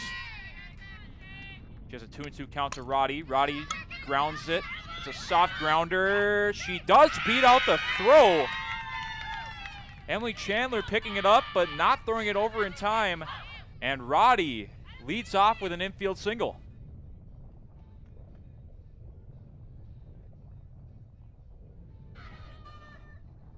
Second baseman Abby Hicks had to cover for first. Chandler playing first once again for the Wildcats.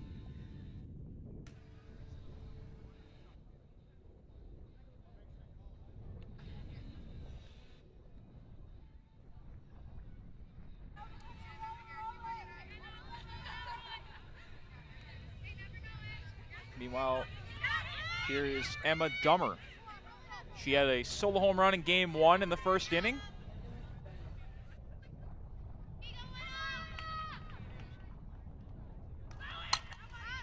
This time she pops up the first pitch and it will land foul.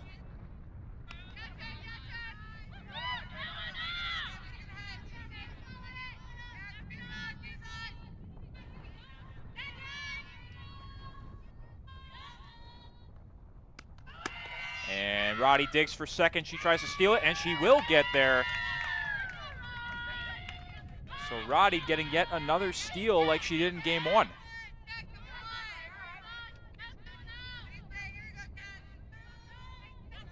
Roddy sure can hit the ball, but she can also run super fast on the bases. Able to rack up a ton of steals this year. That pitch skips across for ball 2. 2-1 count for Dummer.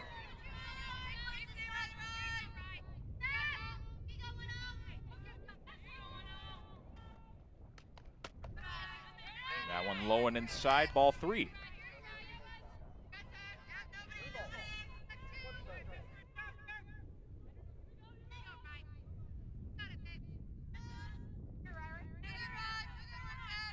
Vanderveen kicks and delivers.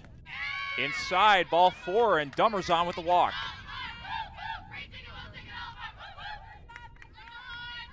And there you see the control issues that Vanderveen has had in the past few games.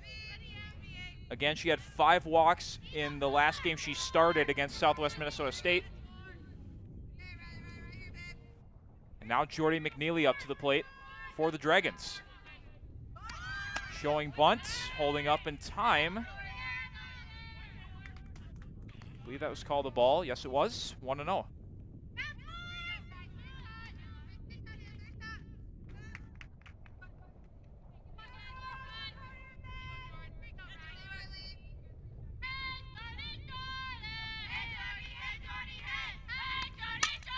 McNeely fouls that one off.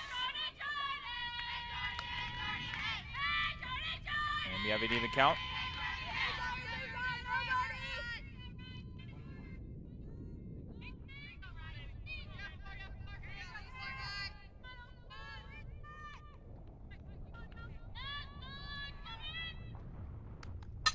McNeely over the right field line, and it'll just land foul.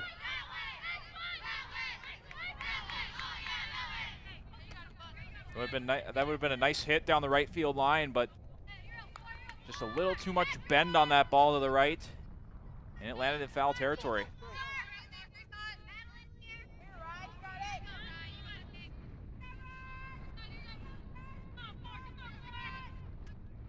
The 1-2 pitch is low and outside for ball 2.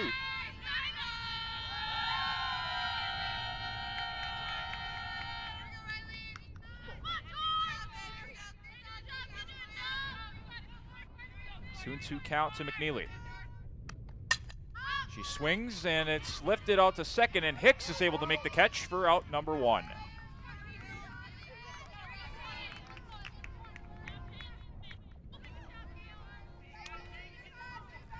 That'll bring up Peyton Gaber, the junior first baseman.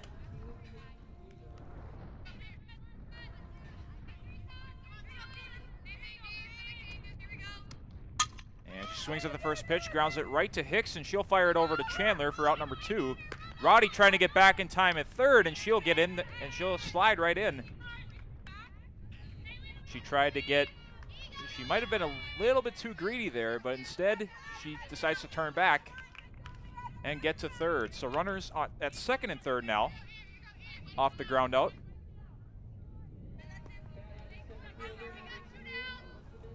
And that'll bring up Elizabeth Johnson.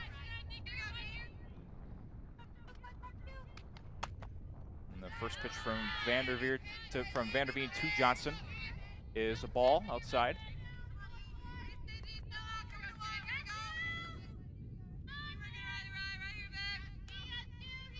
Johnson again came in today with a .326 average.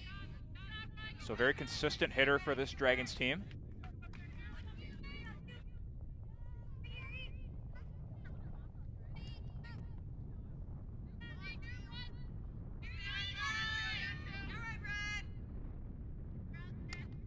Johnson sends this one to left, and it goes off the wall as Dummer will come in to score, as well as Roddy, and Johnson cuts into the lead, to the Wayne State lead, with a 2-run double. A well-hit ball to left, going right over the head of Courtney Baresh. The Dragons are putting together a nice answer of a half inning as they're able to get 2 runs and now are down by 1. Now Ashley McCants with the tying run at second. Swings right through the first pitch, strike 1.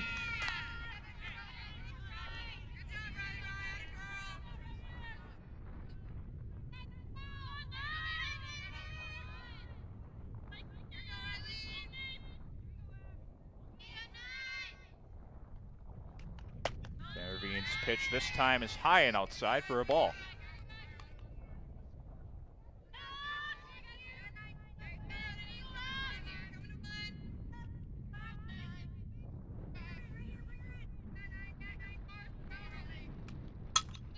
This one grounded out to second. Hicks picks it up, and she will not make a play. Johnson digging for home, running for home, and getting easily tagged out.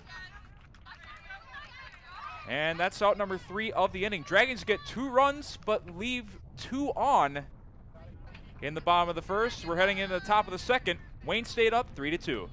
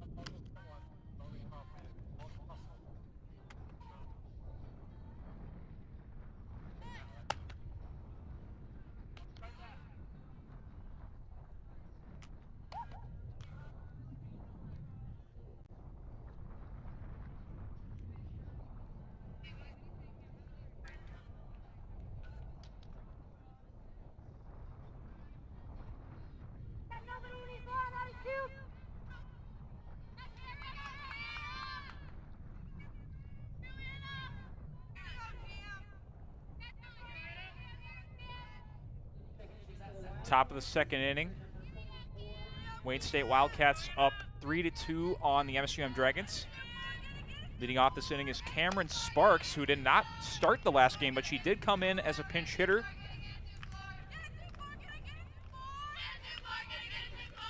This time she is starting as the catcher. And Sparks lifts this one to right field, and this will go off the wall as Sundin can't make the catch, and it'll be a deep single for Sparks to lead off the second.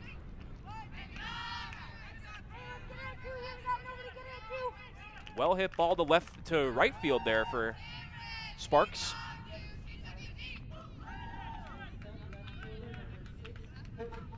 And that'll bring up Courtney Baresh, the freshman left fielder from Bellevue, Nebraska. First pitch shows a half bunt, and takes the first pitch for a ball.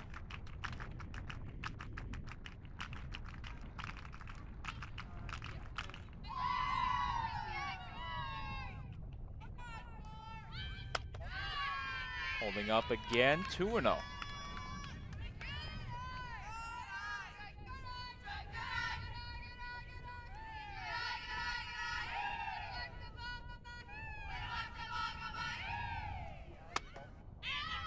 And 3-0 now.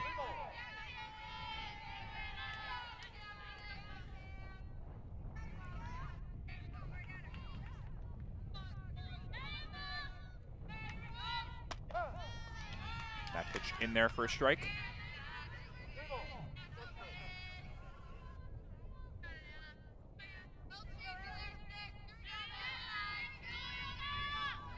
Three-one count. That's an umpire calls a strike there. It's a full count now, 3-2.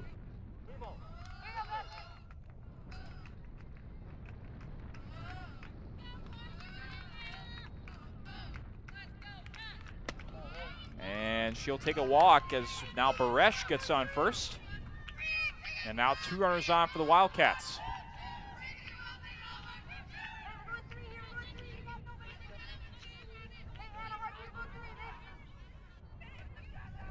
Now back to the top of the order now for Wayne State. This is Morgan Vasa.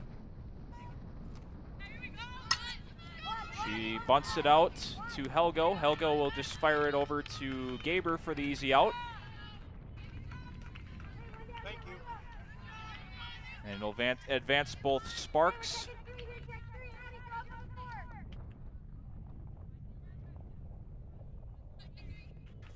and Baresh, excuse me,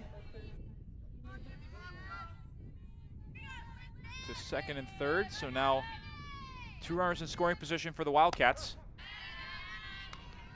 As Kim Vidlak takes the first pitch for a strike.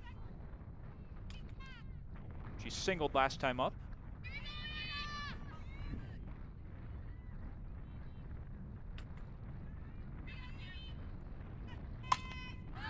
And this one popped over to the bleachers in foul territory.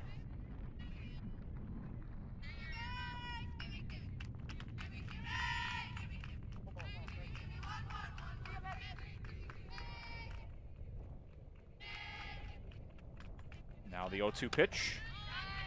Just missing there, ball 1.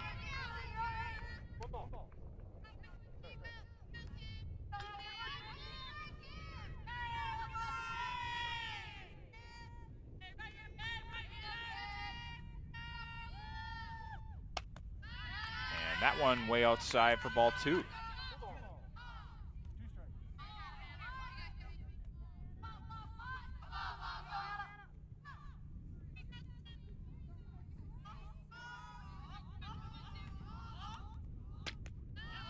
Outside again, 3-2.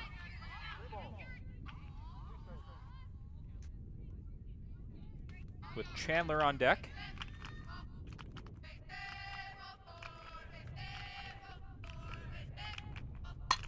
And Vidlak rips this one to Roddy, and she's able to make the catch on the liner for out number 2. That ball was hit on a rope, but Roddy was able to corral it.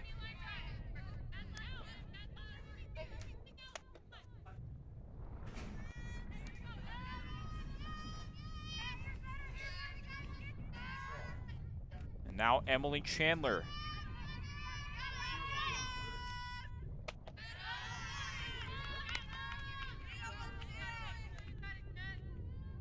Outside for a ball.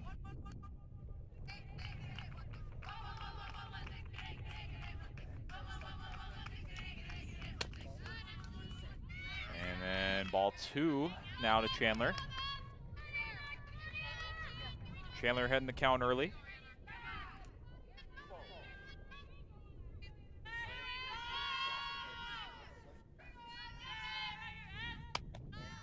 That one outside again, ball 3. 3-0 with Abby Hicks on deck.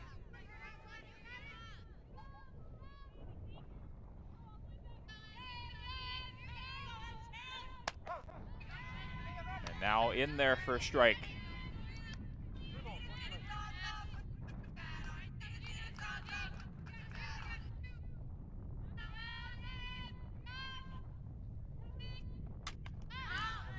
That one fouled back. Count is full now.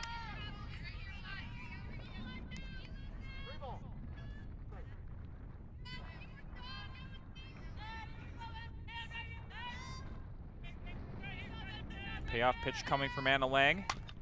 Grounded to Roddy. She bobbles it, and she can't make the play. And Sparks will come in to score as Wayne State takes a 4-2 lead.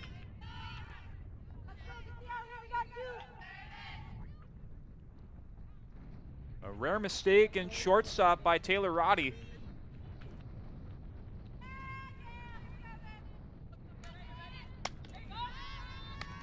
And Abby Hicks takes the first pitch for a ball outside.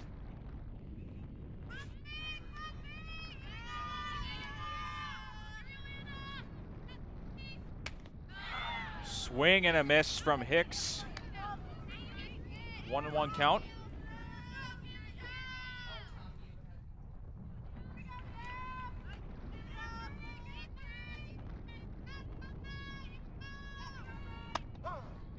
That one in there for a called strike, 1-2. Again, Abby Hicks playing second base after playing designated hitter last game.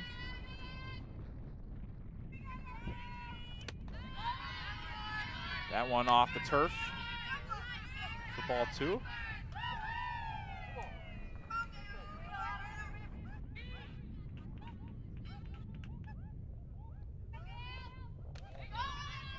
Outside again, 3-2.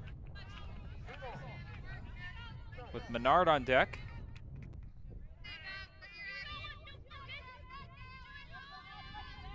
Payoff pitch now from Lang.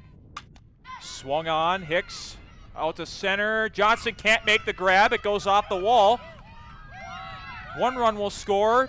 2 runs possibly will score. No, they will not, as Chandler is thrown out at home for out number 3. Wayne State gets 2 runs off a hit and an error. As we head to the bottom of the second, Wayne State up 5-2.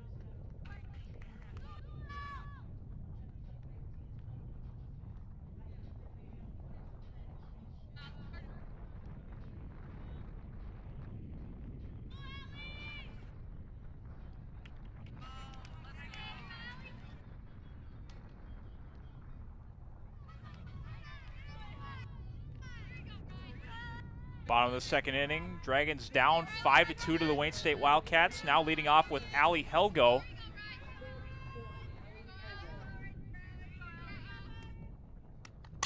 Helgo takes the first pitch to left field, and it will drop for a base hit. Great first pitch swing there from Helgo, and she's in with a leadoff single.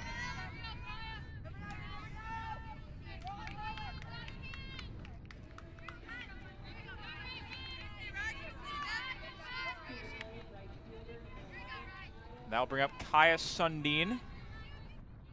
Back playing at right field after switching to second base last game for the last part of it. And she swings through the first pitch, strike 1.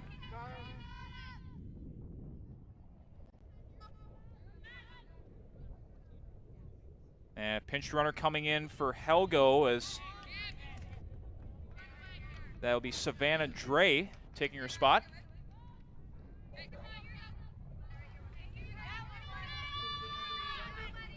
For 20.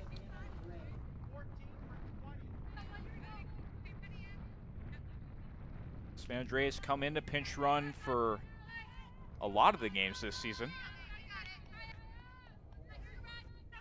Just adding a little bit more speed to that run.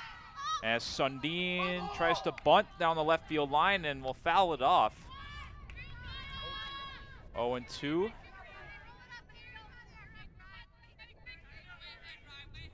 Sundin was going for the sacrifice bunt there, and now she is unable to with an 0-2 count.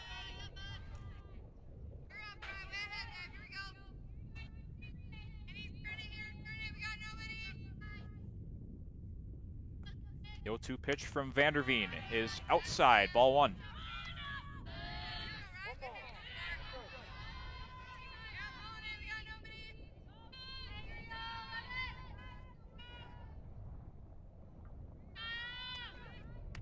One and 2. Sundin lifts it to left, and it'll get over Baresh.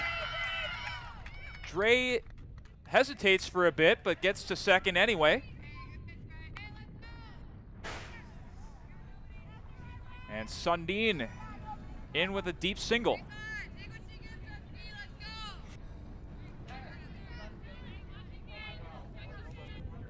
It may have been a double had Dre ran right away, but I don't know what happened as they bumped into each other. A bit of a hesitation run there from Dre, but nonetheless, another hit for the Dragons.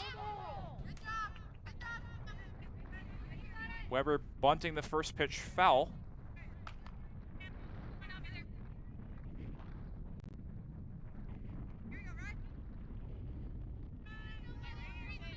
It's looking like Weber might try for a sacrifice play.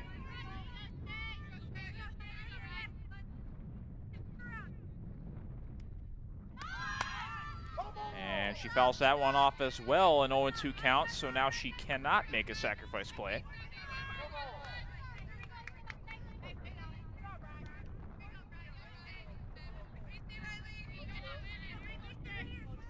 Doing the same thing that Sundin did just a moment ago.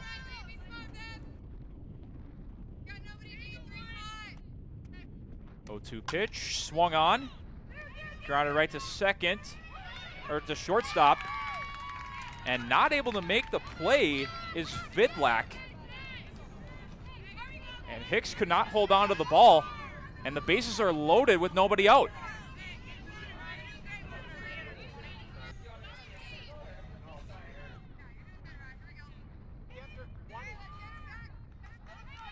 Re-entered number 20.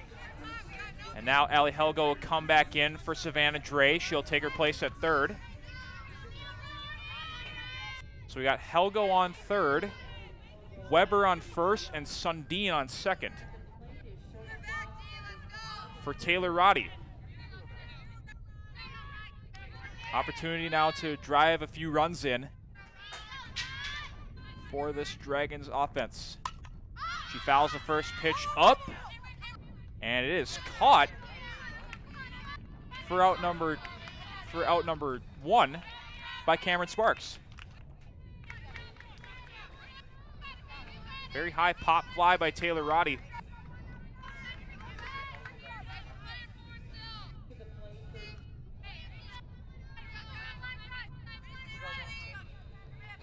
Now Emma Dummer will come to the plate with one out. Bases jammed. And Dummer grounder to short. It goes off the glove of Vidlak. And that'll bring in a run for the Dragons. And they cut into the lead. It's now 5-3. Bases still loaded now for Jordy McNeely.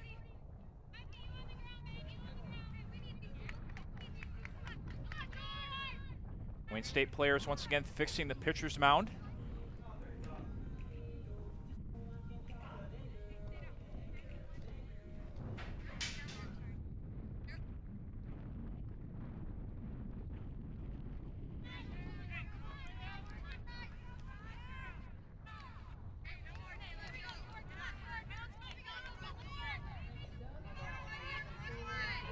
Now the freshman catcher from Dickinson, North Dakota, can now bring in a few more runs possibly here on this at-bat. He takes the first pitch outside for ball one.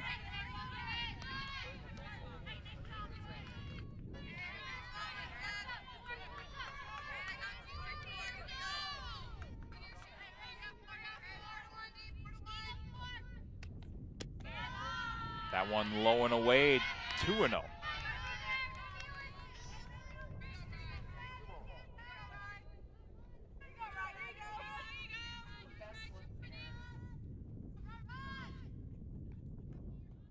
The 2-0 pitch, McNeely swings.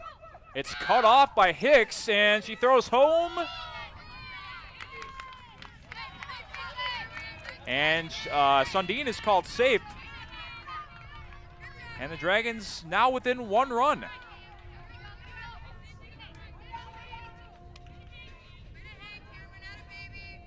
As Hicks's throw was not in time to home plate. Bases are still loaded with one out for Peyton Gaber.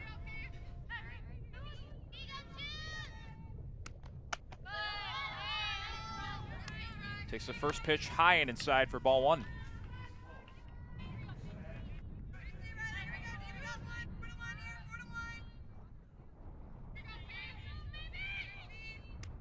And Vanderveen follows up with a strike down the middle.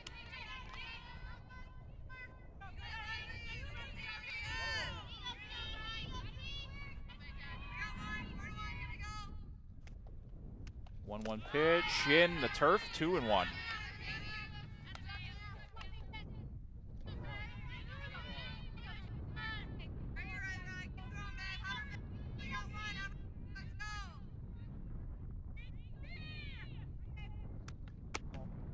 And One outside, ball 3 with Johnson on deck.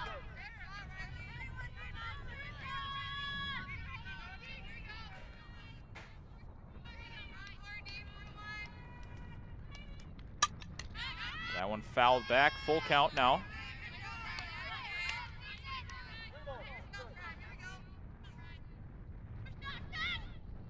Gaber again leads the team in batting average with a .336 coming into today.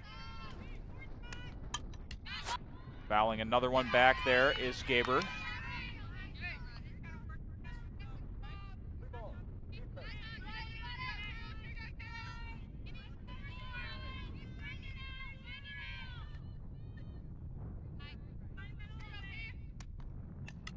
Gaber pops this one up. And under it is Vidlak for out number 2.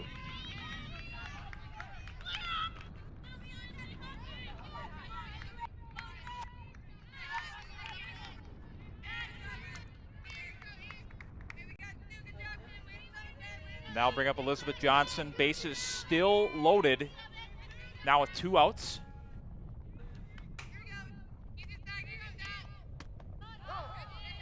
First pitch in there for a called strike. A little bit of a delayed call there from the umpire.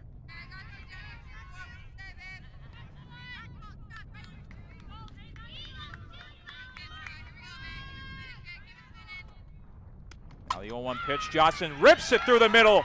And that'll go through for a base hit, and it'll bring in a couple of runs as Weber and Dummer come in to score. And the Dragons take the lead. A 2 RBI single for Elizabeth Johnson.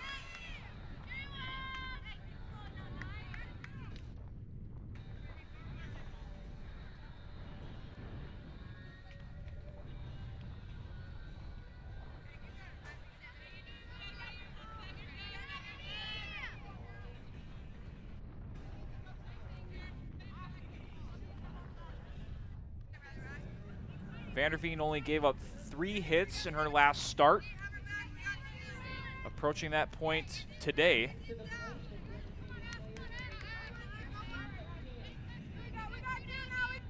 Now here comes Ashley McCants. Playing designated hitter in this game after playing first base in game 1. She takes the first pitch for a strike.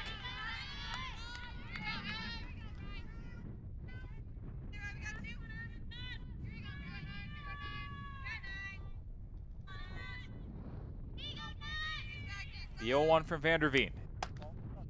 Outside for ball 1.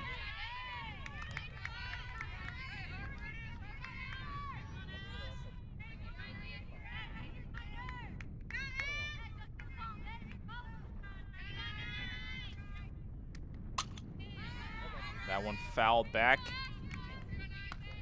Right into the bleachers.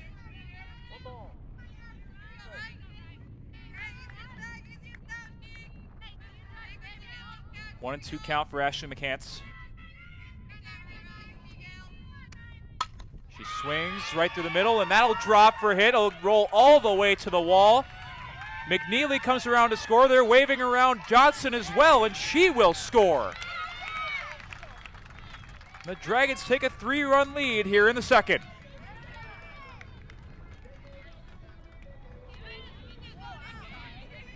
A 2 RBI double to center for Ashley McCants.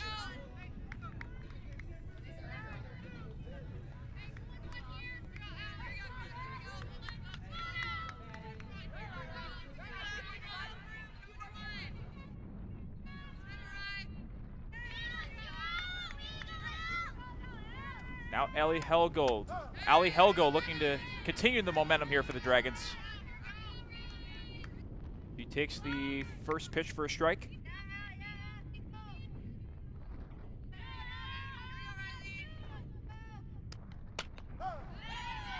And another called strike in there. 0-2.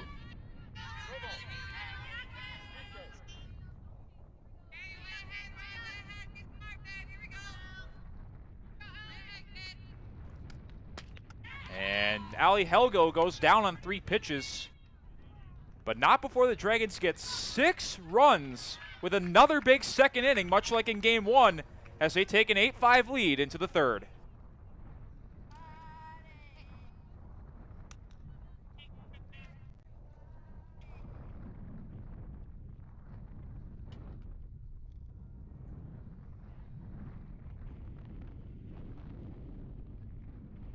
Pitching for 12 in the flat.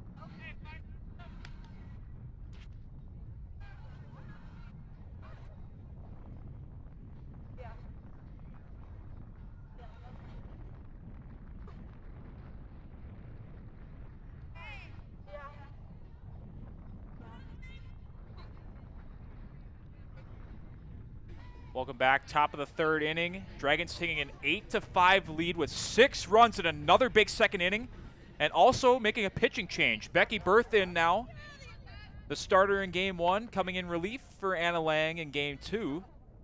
And that's kind of been the norm for this Amanda Reckamp coach team. She likes to employ that 1-2 punch in pitching in most of the game twos that she can. She did it in game one on Tuesday. This time doing it in game two. And Berth starts off with a 1-1 count to Taylor Menard.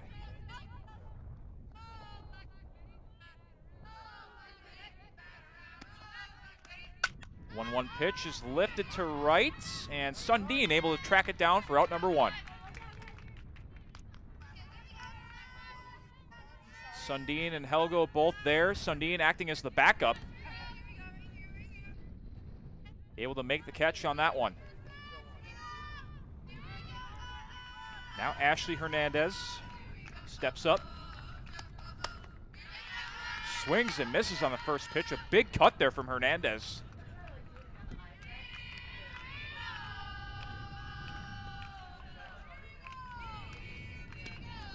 She had an RBI double last time up.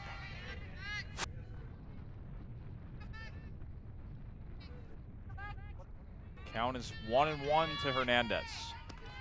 Berth winds up, fires, lifted out to center. Johnson able to make the easy fly ball out. 2 away.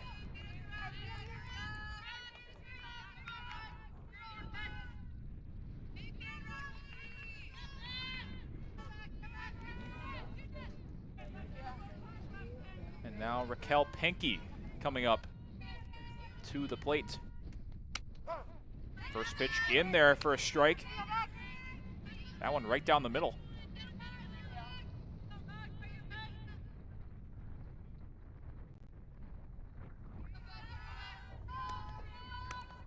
Penke swings on that one. It's lifted to shallow center field, and Johnson able to make a nice running catch for out number 3. 3 up, 3 down for the Dragons as they head to the bottom of the third, still up 3.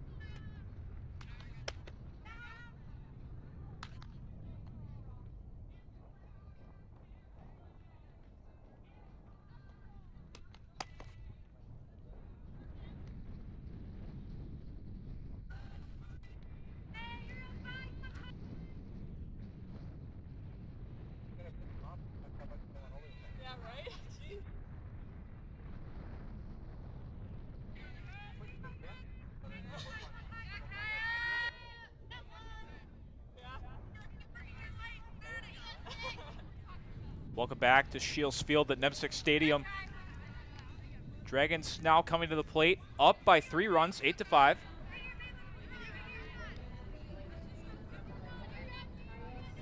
Leading off with Kaya Sundin, freshman right fielder. First pitch from Vanderveen is a strike to start off the third.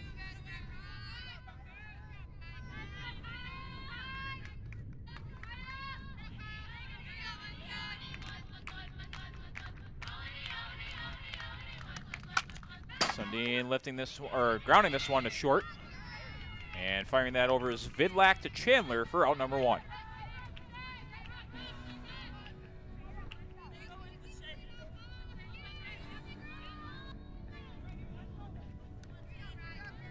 And now Shea Weber up to the plate.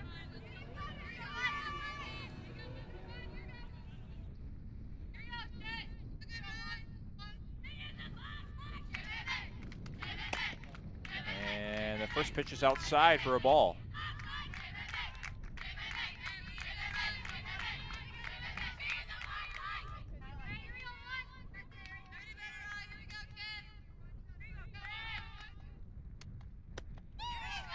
Swinging and missing on that one. 1-1 count.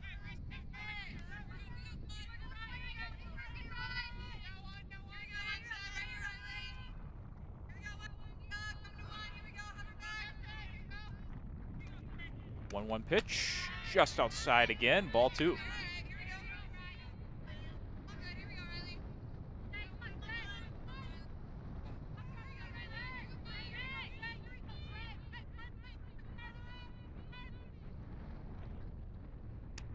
Delivery popped up, and a land foul behind the Wayne State dugout.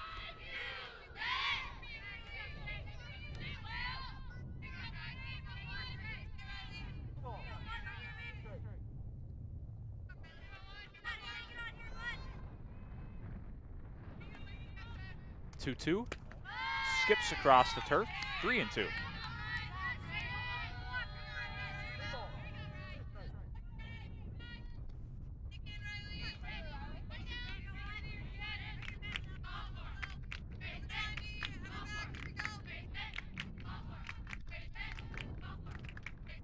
Payoff pitch, swung on, and it'll get through the middle, and Weber will get to first on a 1-out single.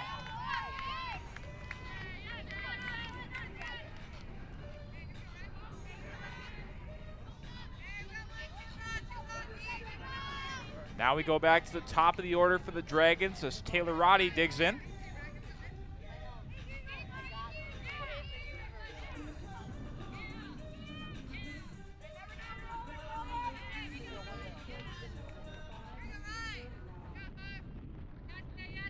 Roddy popped out last time up. And she bunts it down to the right field line, and she's called safe. Roddy with a bunt single. And the ball barely moved from the plate. Roddy able to beat out the throw on that. And now 2 runners are on with 1 out for Emma Dummer.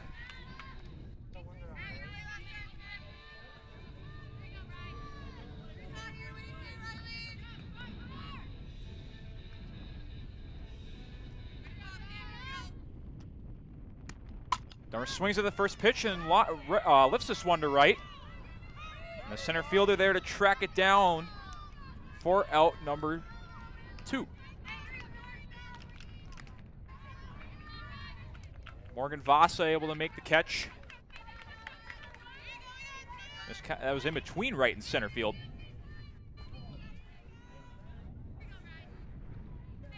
Menard was also there to make the play. But Vasa was able to make the catch and bring it down. Now Jordy McNeely at the plate. She swings at the first pitch and pops it right to Chandler, and she makes the play for the 3rd out. Dragons leave 2 on as we head to the top of the 4th. Dragons still up, though, 8-5.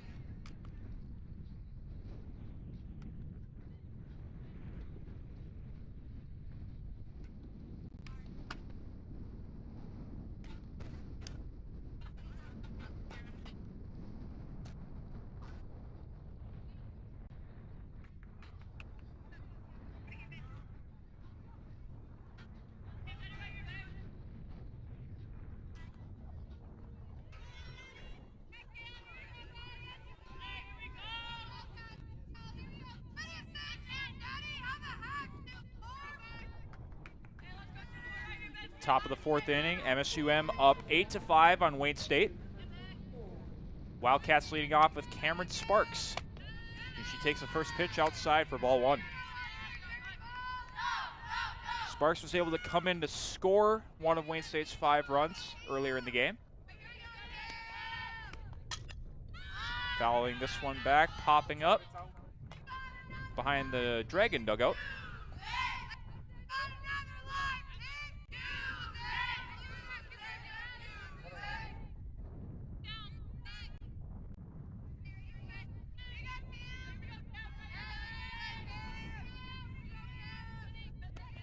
Bertha kicks and delivers the 1-1 pitch, and Sparks lifts this one to left field, and a little bit of miscommunication there from Roddy and Weber. Roddy actually signaled to call her off, but both players not able to make the play as it falls into left field.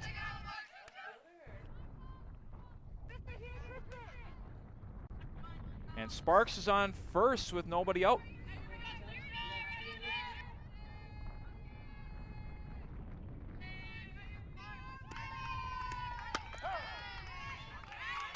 First pitch is a called strike to Courtney Burish. They're officially going to rule that an error on Taylor Roddy on the last spot. Excuse me, on Shea Weber.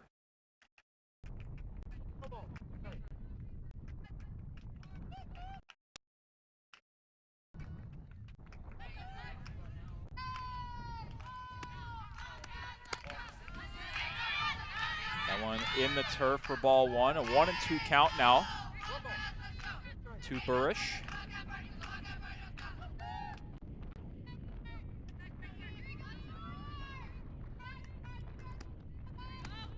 And that one fouled back. Burish swinging a little low there.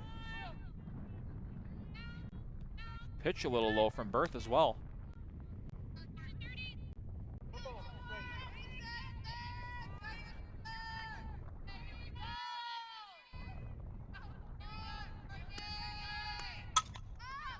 This one lifted to right. And Sundin able to track it down and get under it for the first out of the inning.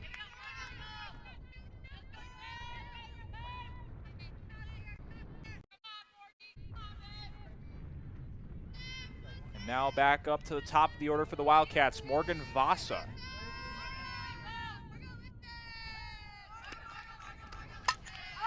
Vasa pops this one up the left field side, foul.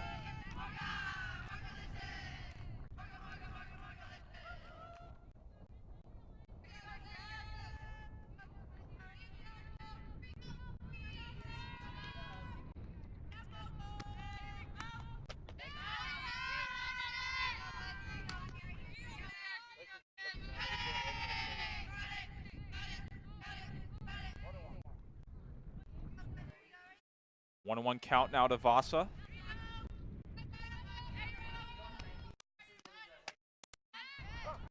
And one delayed call there from the umpire, but it's a strike.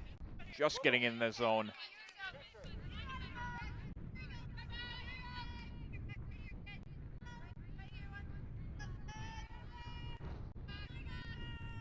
The 1-2 pitch.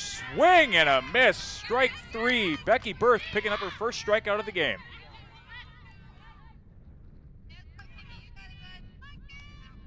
Had 6 strikeouts in game 1, now 7 total strikeouts on the day.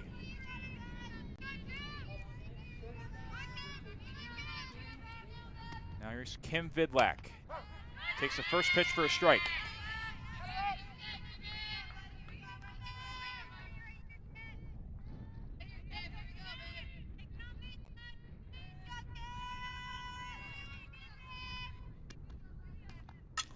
Vidlak grounds this one over to Dummer. Dummer the relay over to Gaber. And that's the 3rd out of the inning. Wayne State strands 1 on base. We head to the bottom of the 4th. MSUM up 8-5.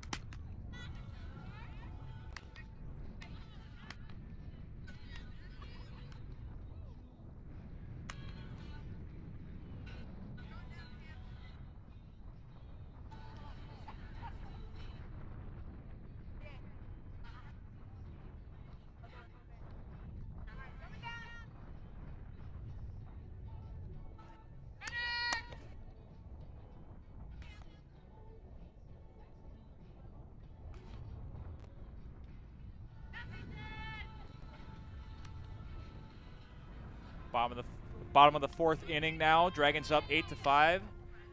Hello again, everyone. I'm Tanner Robinson, just calling this game here. Peyton Gaber leading off for the Dragons.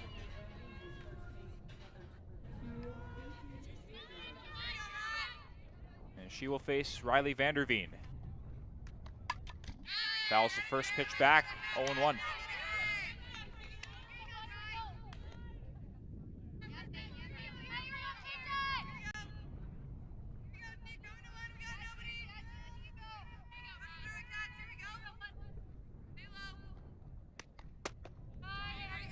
That one just outside for a ball, 1-1.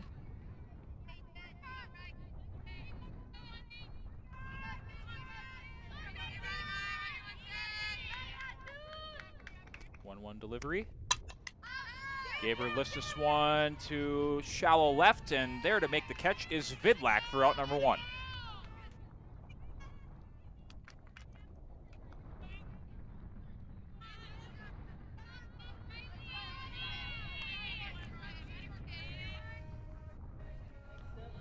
Now here comes Elizabeth Johnson, who's had a few RBIs in this game, even scoring a run herself.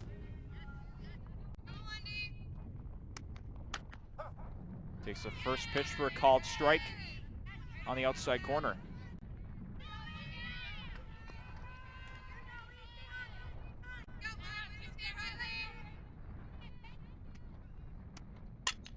And Johnson lines this one to Vidlak for out number 2. 2 quick outs here for the Wildcat defense.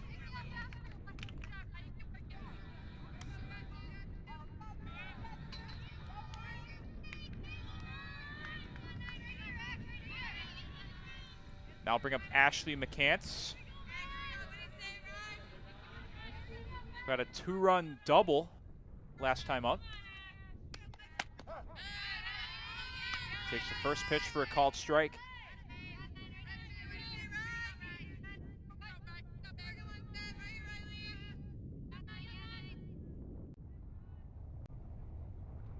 The 0-1 pitch.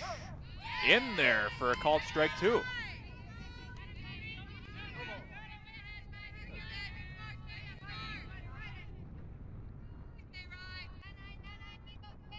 Vanderveen looking for a second strikeout of the matchup.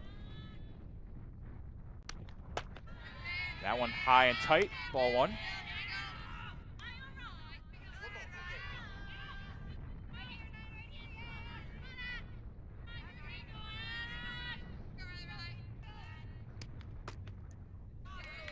Low and outside, ball 2.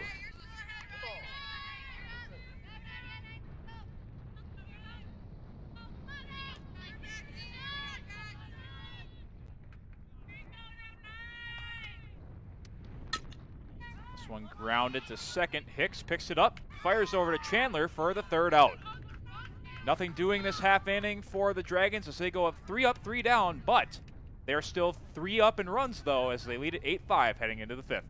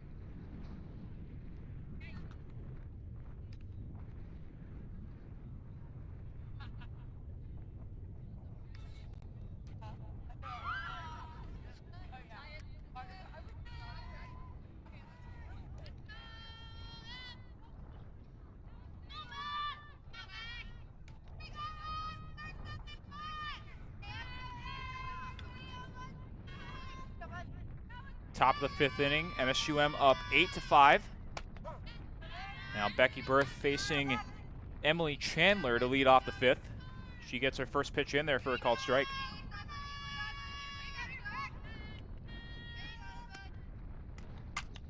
Chandler drives this one to center, and it's gone! Emily Chandler leading off the fifth with a solo shot to center, and now it's a two-run game.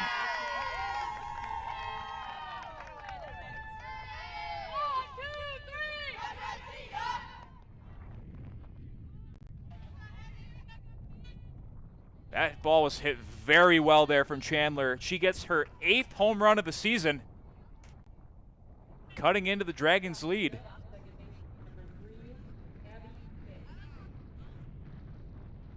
And now Abby Hicks taking the first pitch for a called strike.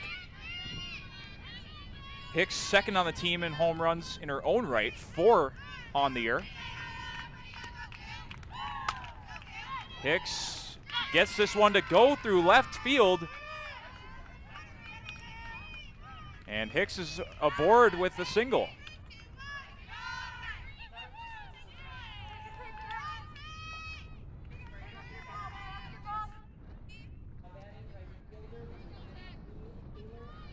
Now Taylor Menard will follow up. She swings on the first pitch, and it'll be foul on the left field side. Shea Weber taking a run at it after it bounced foul and she ran into the railings.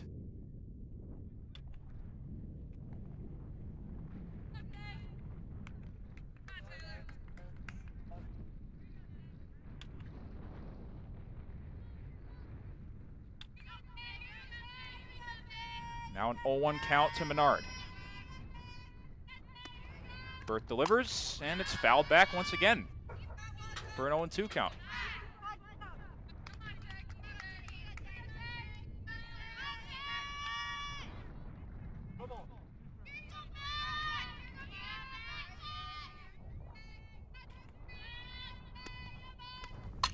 Menard swings, and another hit to left field.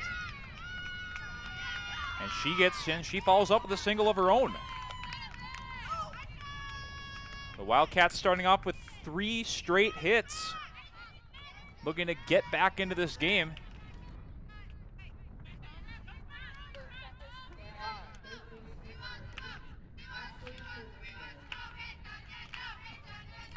And now it looks like we'll have a discussion at the mound. Amanda Reckamp out there.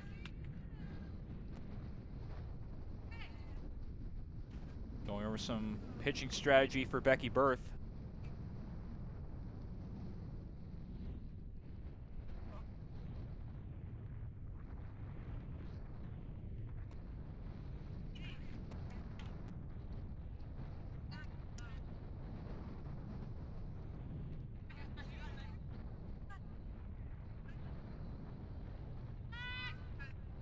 So it'll be 2 runners on for Ashley Hernandez with 0 outs.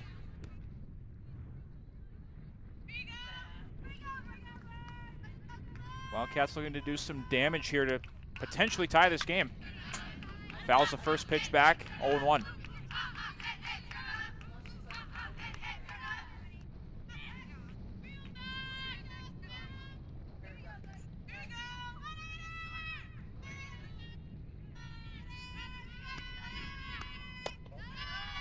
That one low in the turf, 1-1.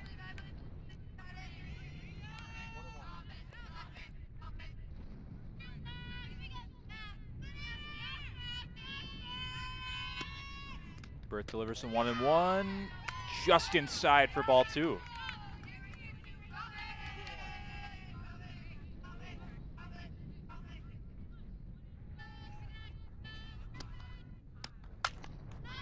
And a swing and a drive to center, and that'll get through and over for a ground rule double.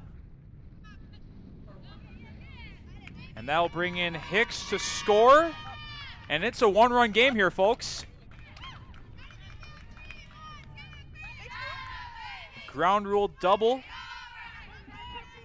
for Hernandez as she picks up another RBI. Already had 2, I believe that is her 3rd.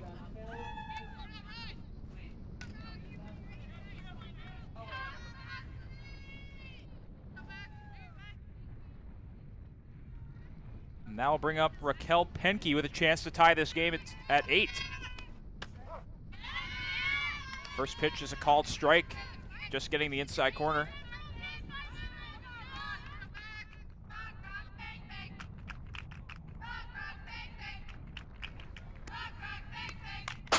That one fouled back, 0-2.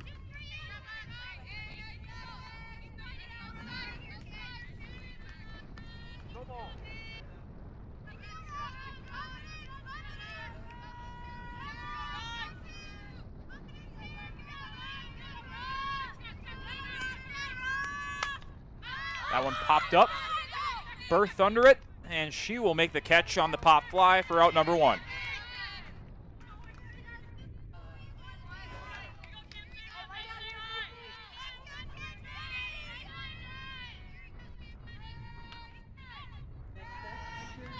And that will bring up Cameron Sparks, who has reached base twice this game. Once on a hit, once on an error.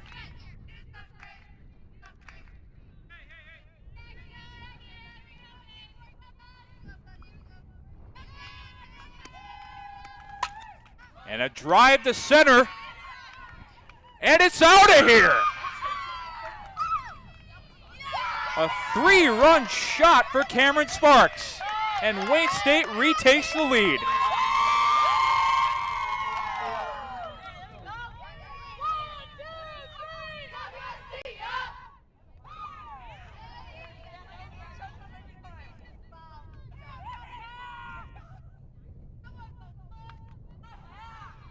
Becky Berth giving up a 3-run home run to Cameron Sparks. The Wildcats now take a 2-run lead, 10-8.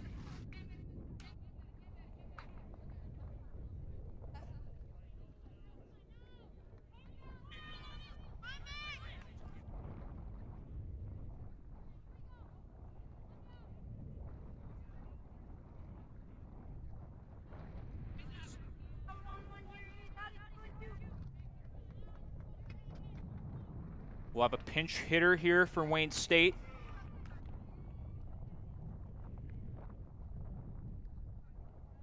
For 6, 4 for 7.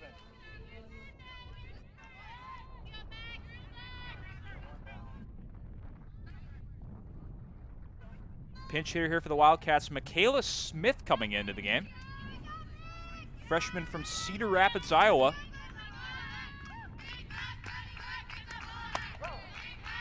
Takes the first pitch in there in the outside corner for a strike.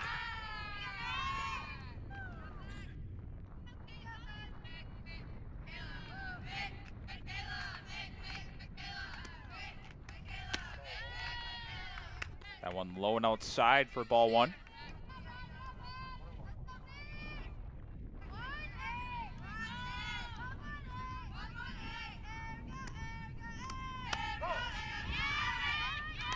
On the outside corner, strike 2.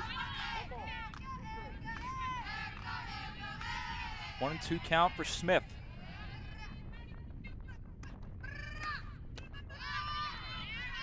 That one low for a ball 2.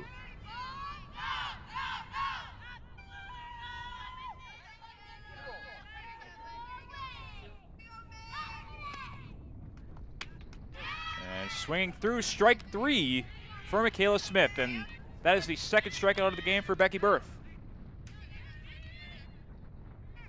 Gave up a 3-run home run, followed on the next batter with a strikeout. And now another pinch hitter coming in for the Wildcats. This is Bailey Ryle.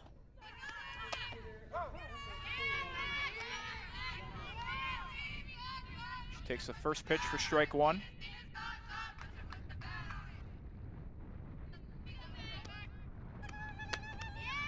Swings and misses on the second pitch, 0-2.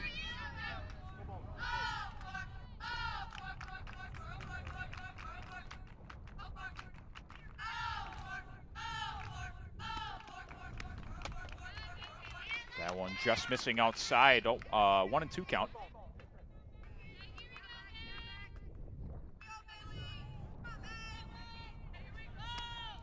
One-two delivery from Berth is caught for a strikeout, but not before Wayne State is able to strike with 5 runs, including 2 homers, as they take a 10-8 lead heading into the bottom of the 5th.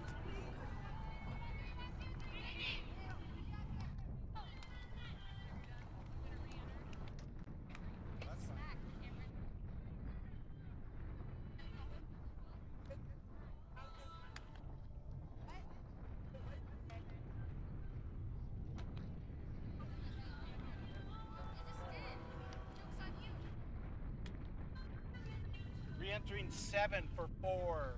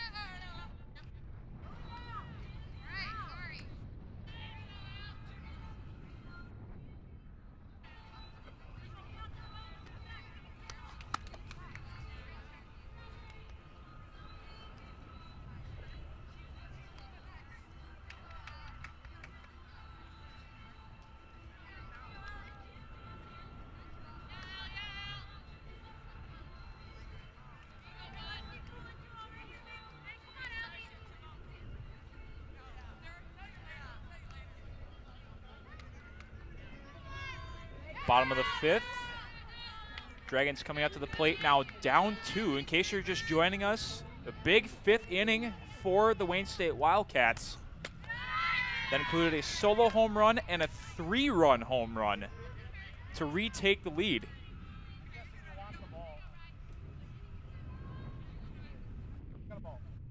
Now Allie Helgo will lead off. She took the first pitch high and outside for a ball. Vanderveen's 1-0 delivery. Just outside again, ball 2.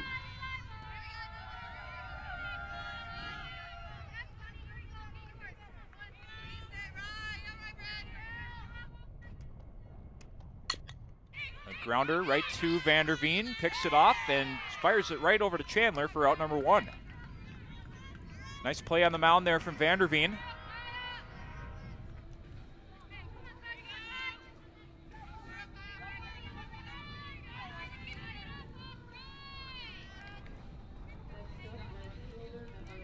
Now bring up Kaya Sundin.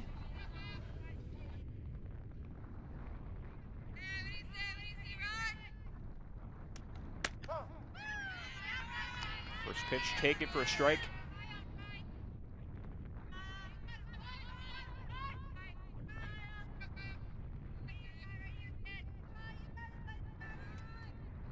One delivery just outside, ball 1.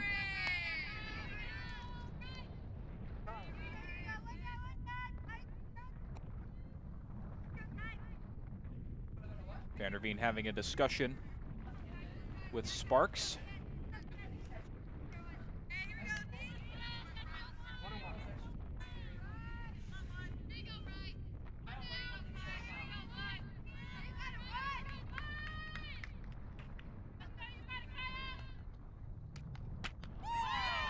Vanderveen has certainly controlled the ball better in the previous few innings than she did to start the game.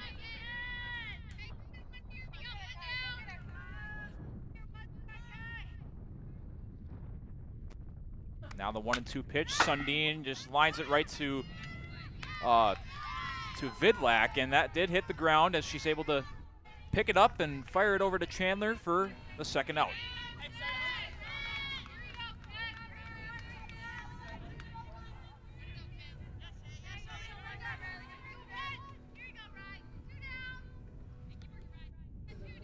Kim Vidlak has made some great plays over at short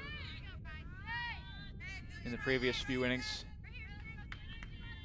And now Shea Weber up for the Dragons. She takes the first pitch and hits it down the left field line for a hit. Tried to dig for 2, but thought better about it and went back to first.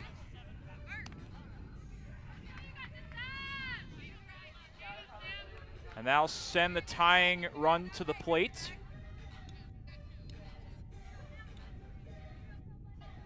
And we may see a change here. Taylor Roddy taken out. Sam Jardy will hit. 7 for 5.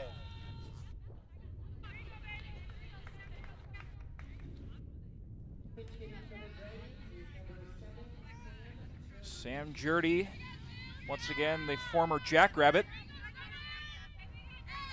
of South Dakota State. Takes the first pitch for a ball.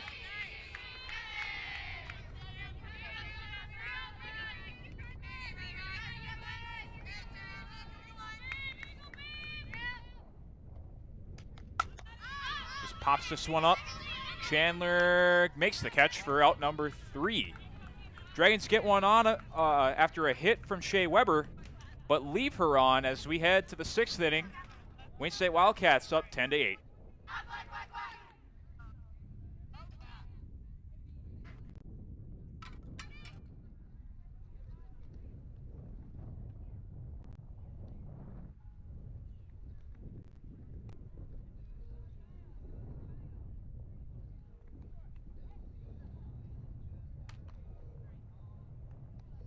Number 11 is going to short. Number 7 is going right field.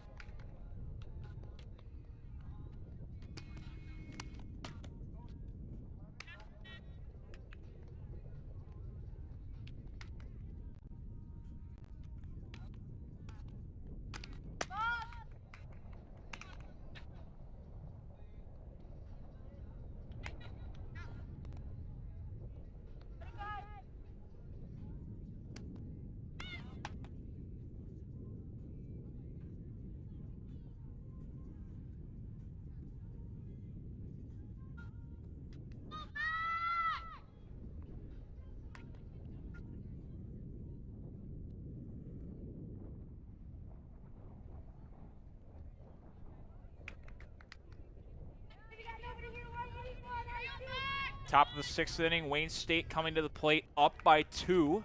A couple of defensive changes made for the Dragons. Now Kaya Sundin is playing shortstop for Taylor Roddy. Sam Jardy's in at right field. They're leading off with Kim Vidlak. Shows bunt on the first pitch and fouls it back right into the umpire.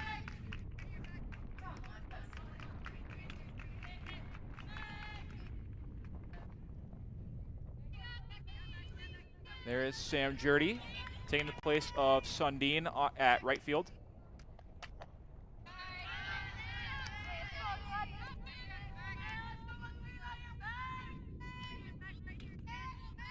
And so 1-1 count now for Vidlak.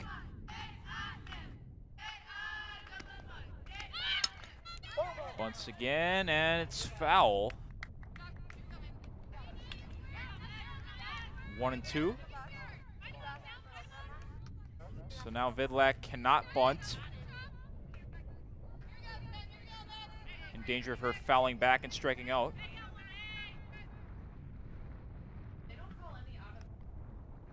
And the umpires are going to have a discussion about that last play.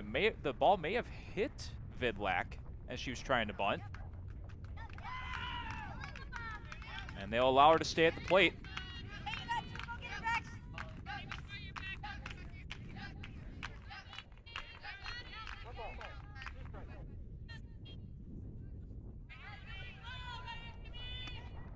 The 1-2. Lifted to short, and Sundin makes the catch for out number 1.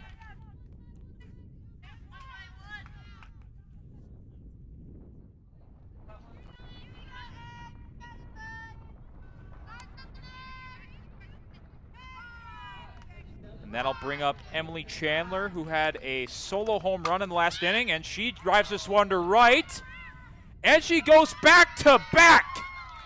Emily Chandler with another solo shot here in the 6th. And it's an 11-8 game.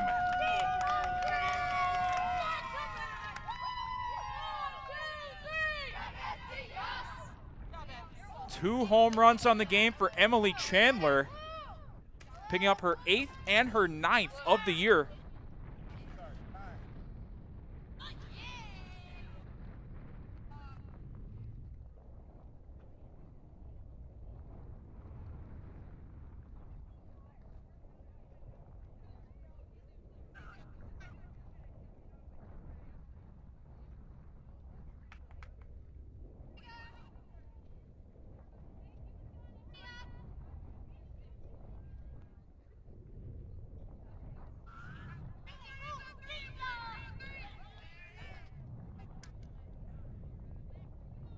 Some discussion on the mound. Looks like Berth will stay there for now.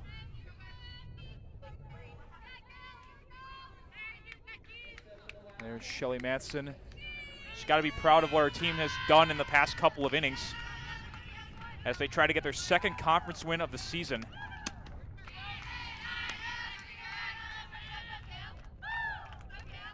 After having 5 last season.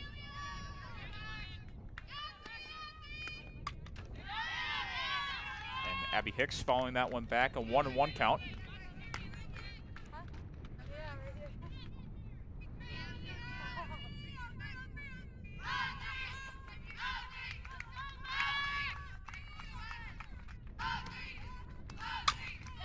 And Hicks, grounder to short. Sundin picks it up, relays it over to Gaber for out number 2.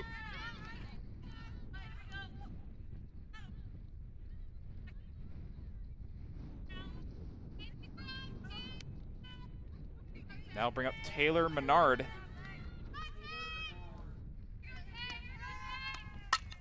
And Menard takes the first pitch, and it goes right up the middle, and that'll drop down for a hit.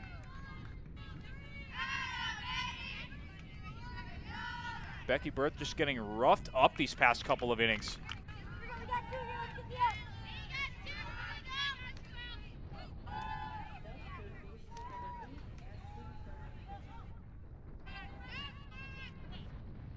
Now Ashley Hernandez to continue the momentum. She pops the first pitch up, and it'll land foul.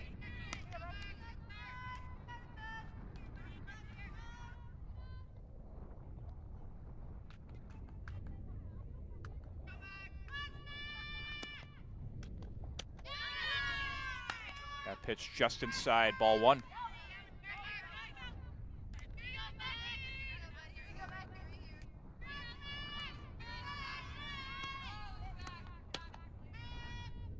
And inside again, ball 2.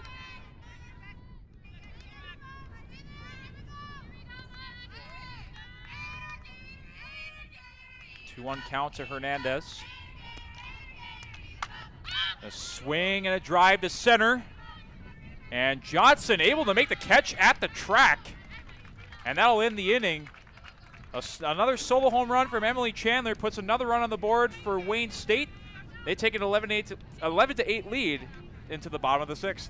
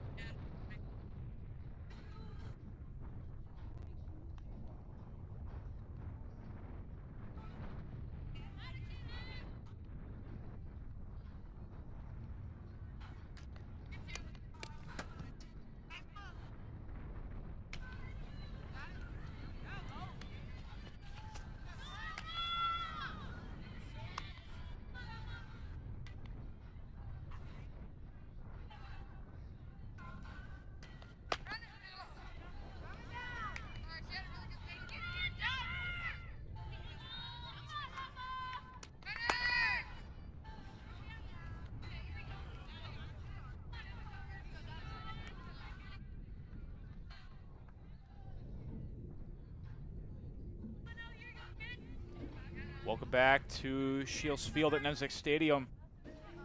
Head coach Amanda Reckamp must be wondering what she can do here to get back, to help the Dragons get back into this game. They were just leading by 3 moments ago, and all of a sudden now they're down 3.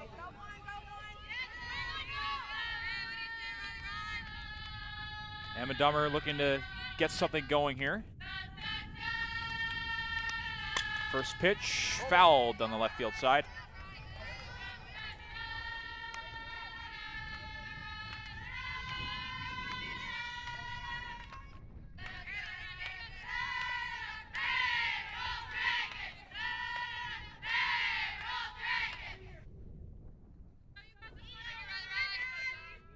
The 0-1 pitch, just outside, ball 1.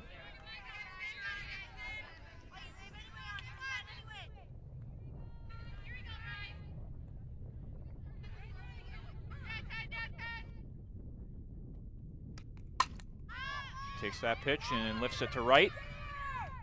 And there to track it down and almost not make that catch is Taylor Menard for out number 1.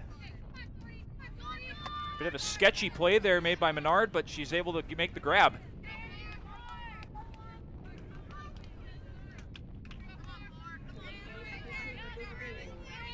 Now bring up Jordy McNeely.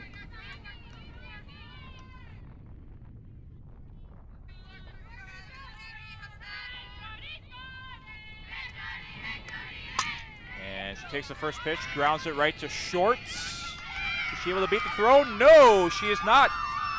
And Kim Vidlak makes another great play at short for the second out.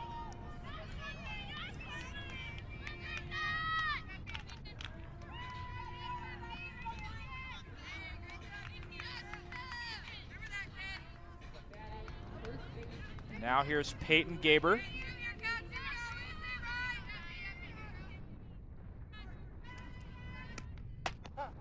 Takes the first pitch in there for a strike. Just getting the outside corner.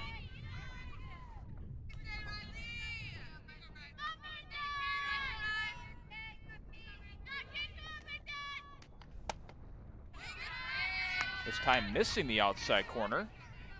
1-1 count.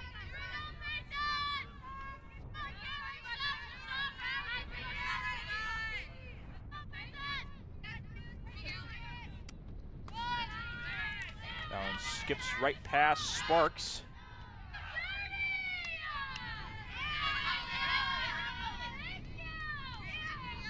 Now we have a 2-1 count.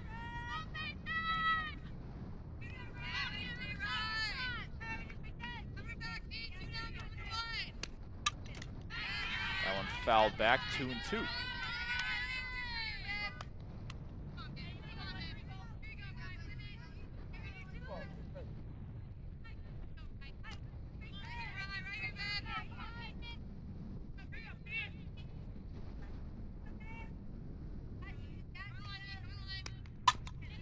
Grounder up the middle, picked off by Hicks, and she's not able to make the play in time. A great play by Hicks to pick that off, but Gaber able to beat the throw over to first.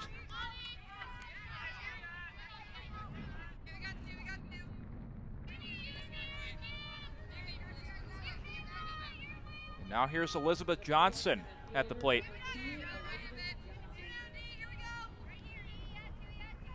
One runner on, 2 outs. First pitch is in the turf for ball 1.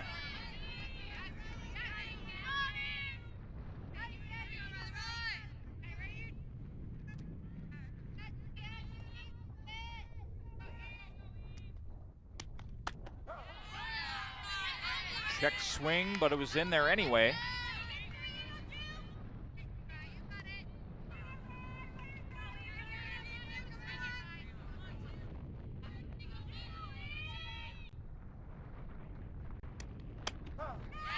That one in there as well for a called strike, 1-2.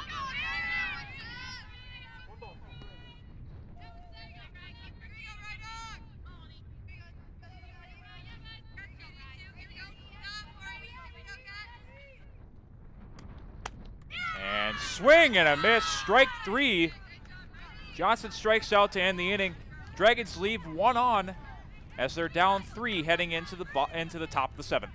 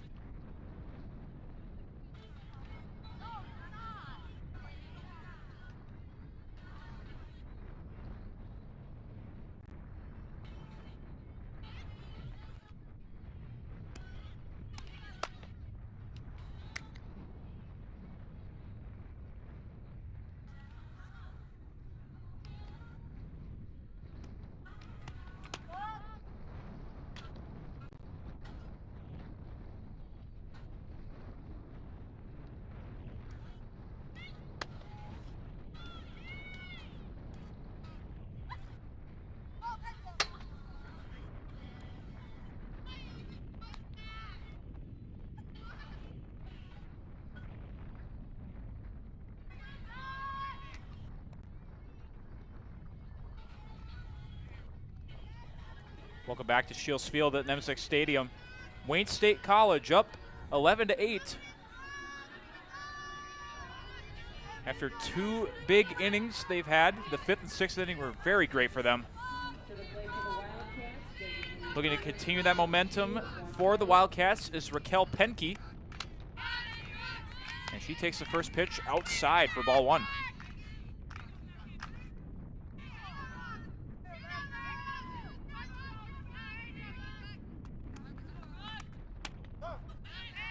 That pitch a called strike. Just getting the inside corner.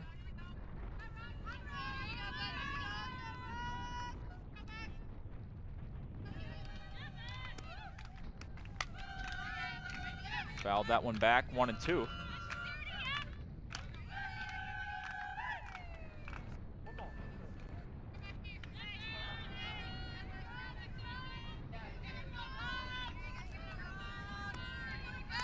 Firth fires, grounded right through the middle, and another hit for the Wildcats as they lead off the 7th with a single.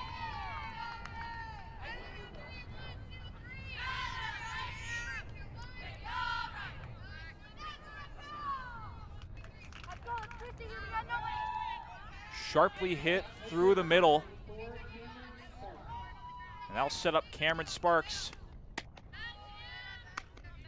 who hit a 3-run bomb last time up.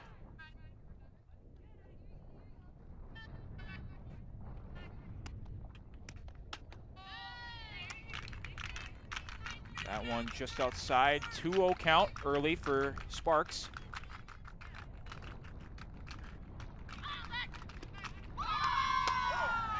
That one in there for a called strike, 2-1.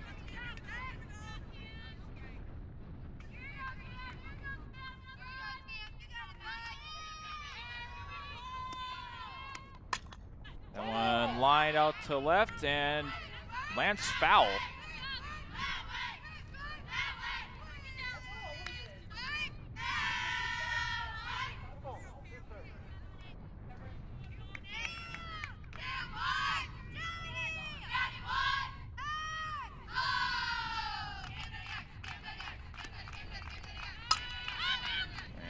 Fouls this one back. Count remains 2-2.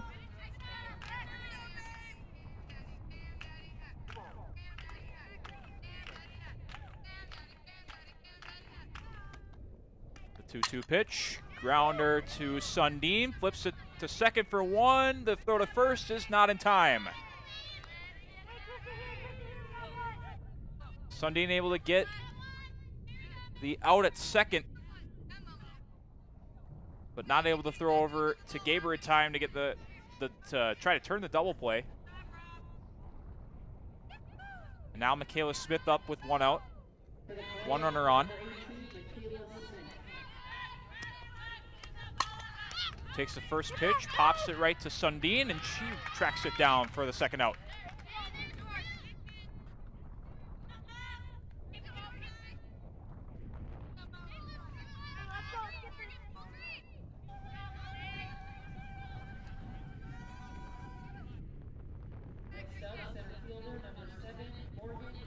Now back to the top of the order with Morgan Vasa. She takes the first pitch and gets it right through to second base. And the Wildcats get a second runner on. That ball went right over the head of Ali Helgo, not able to get the glove up in time to make the catch on the bloop single.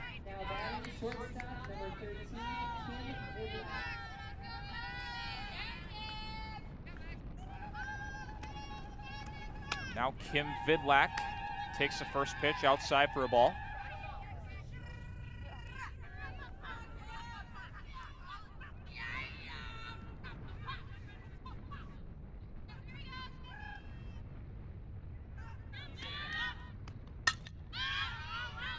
That one will land foul on the first baseline. One going behind the Wayne State dugout this time.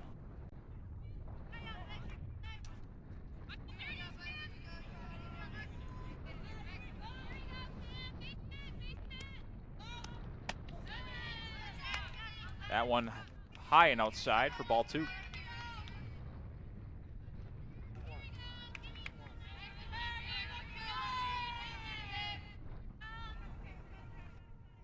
Two 2-1 count to Vidlak. 3-1.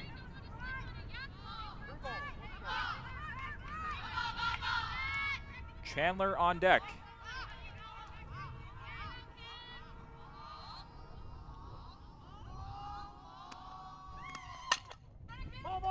Grounder foul down the left field line.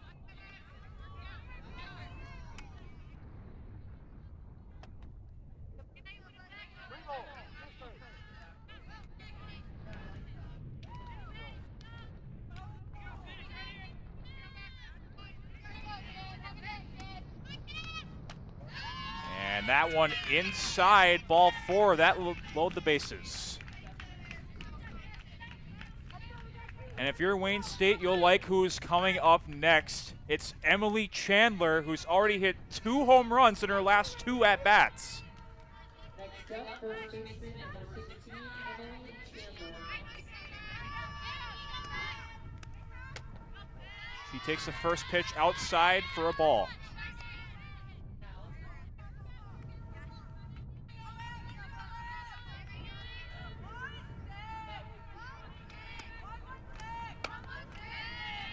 That one also outside, 2-0.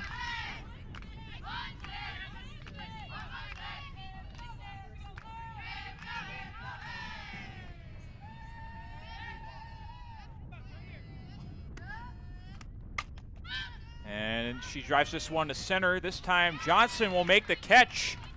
And the Dragons will get out of the inning without allowing a run. Wayne State leaves 3 on.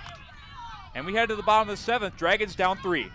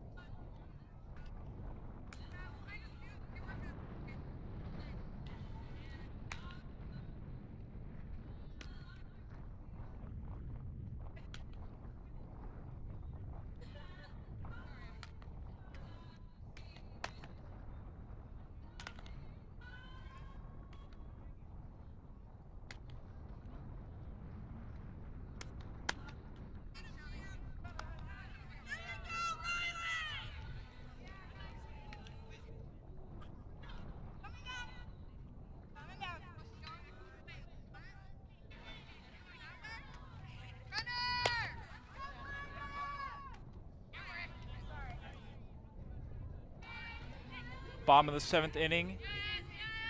Last chance here for the MSUM Dragons to get back in this game. Down 3. Meanwhile, Riley Vanderveen looking to close this one out and give the Wildcats their 2nd NSIC win of the year. Batting for your Dragons, the designated player number 9, Ashley McCann. Dragons will start off with Ashley McCants. She fouls the first pitch back to the left.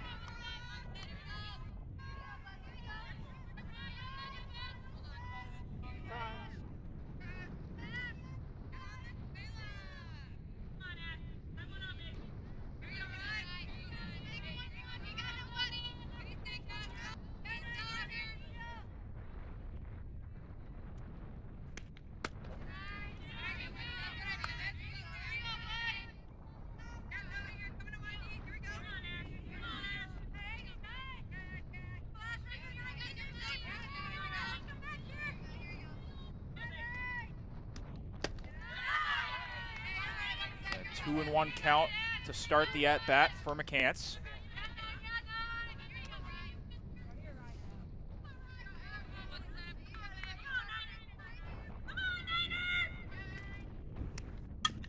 McCants grounds this one foul, and this time on the right field side. That'll even the count at 2-2. Vanderveen was actually pulled in the 7th.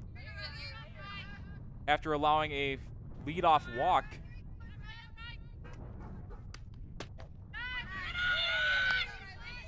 And now it's a full count for Ashley McCants.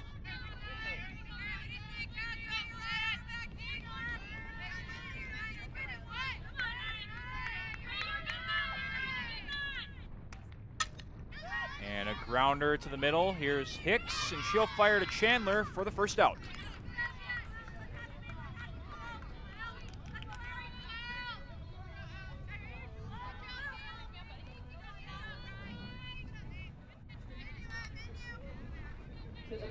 Now bring Allie Helgo to the plate.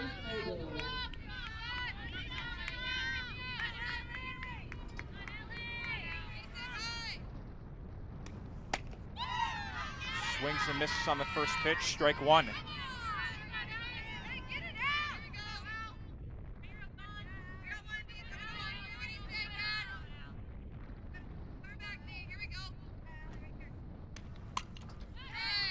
fouls the next pitch back, 0-2. Helgo falling behind early.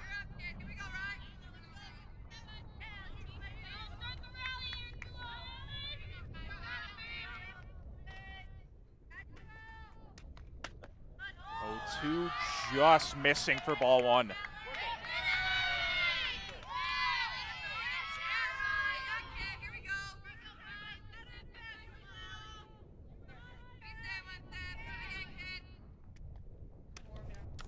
And swing and a miss. Catcher drops it, and she'll just fire it over to first for out number two. Helgo strikes out. And that'll bring up Kaya Sundin, who is the Dragons' last chance, possible last chance here in this matchup.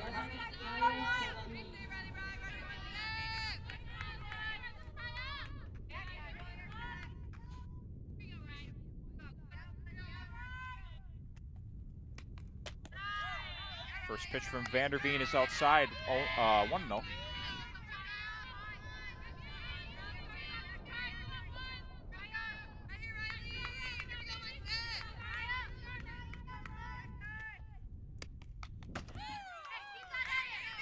Tips that one off the bat, 1-1.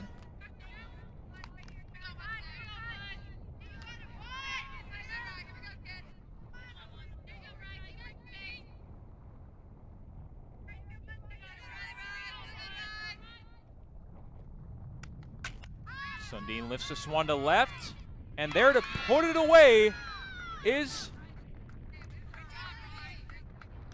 Courtney Smith, or Michaela Smith, excuse me, and Wayne State will take game two by a score of 11-8. The Wildcats pick up their second conference win of the year thanks to 2 home runs by Emily Chandler. And she now has 9 on the year, and that was very, very instrumental into them picking up the win.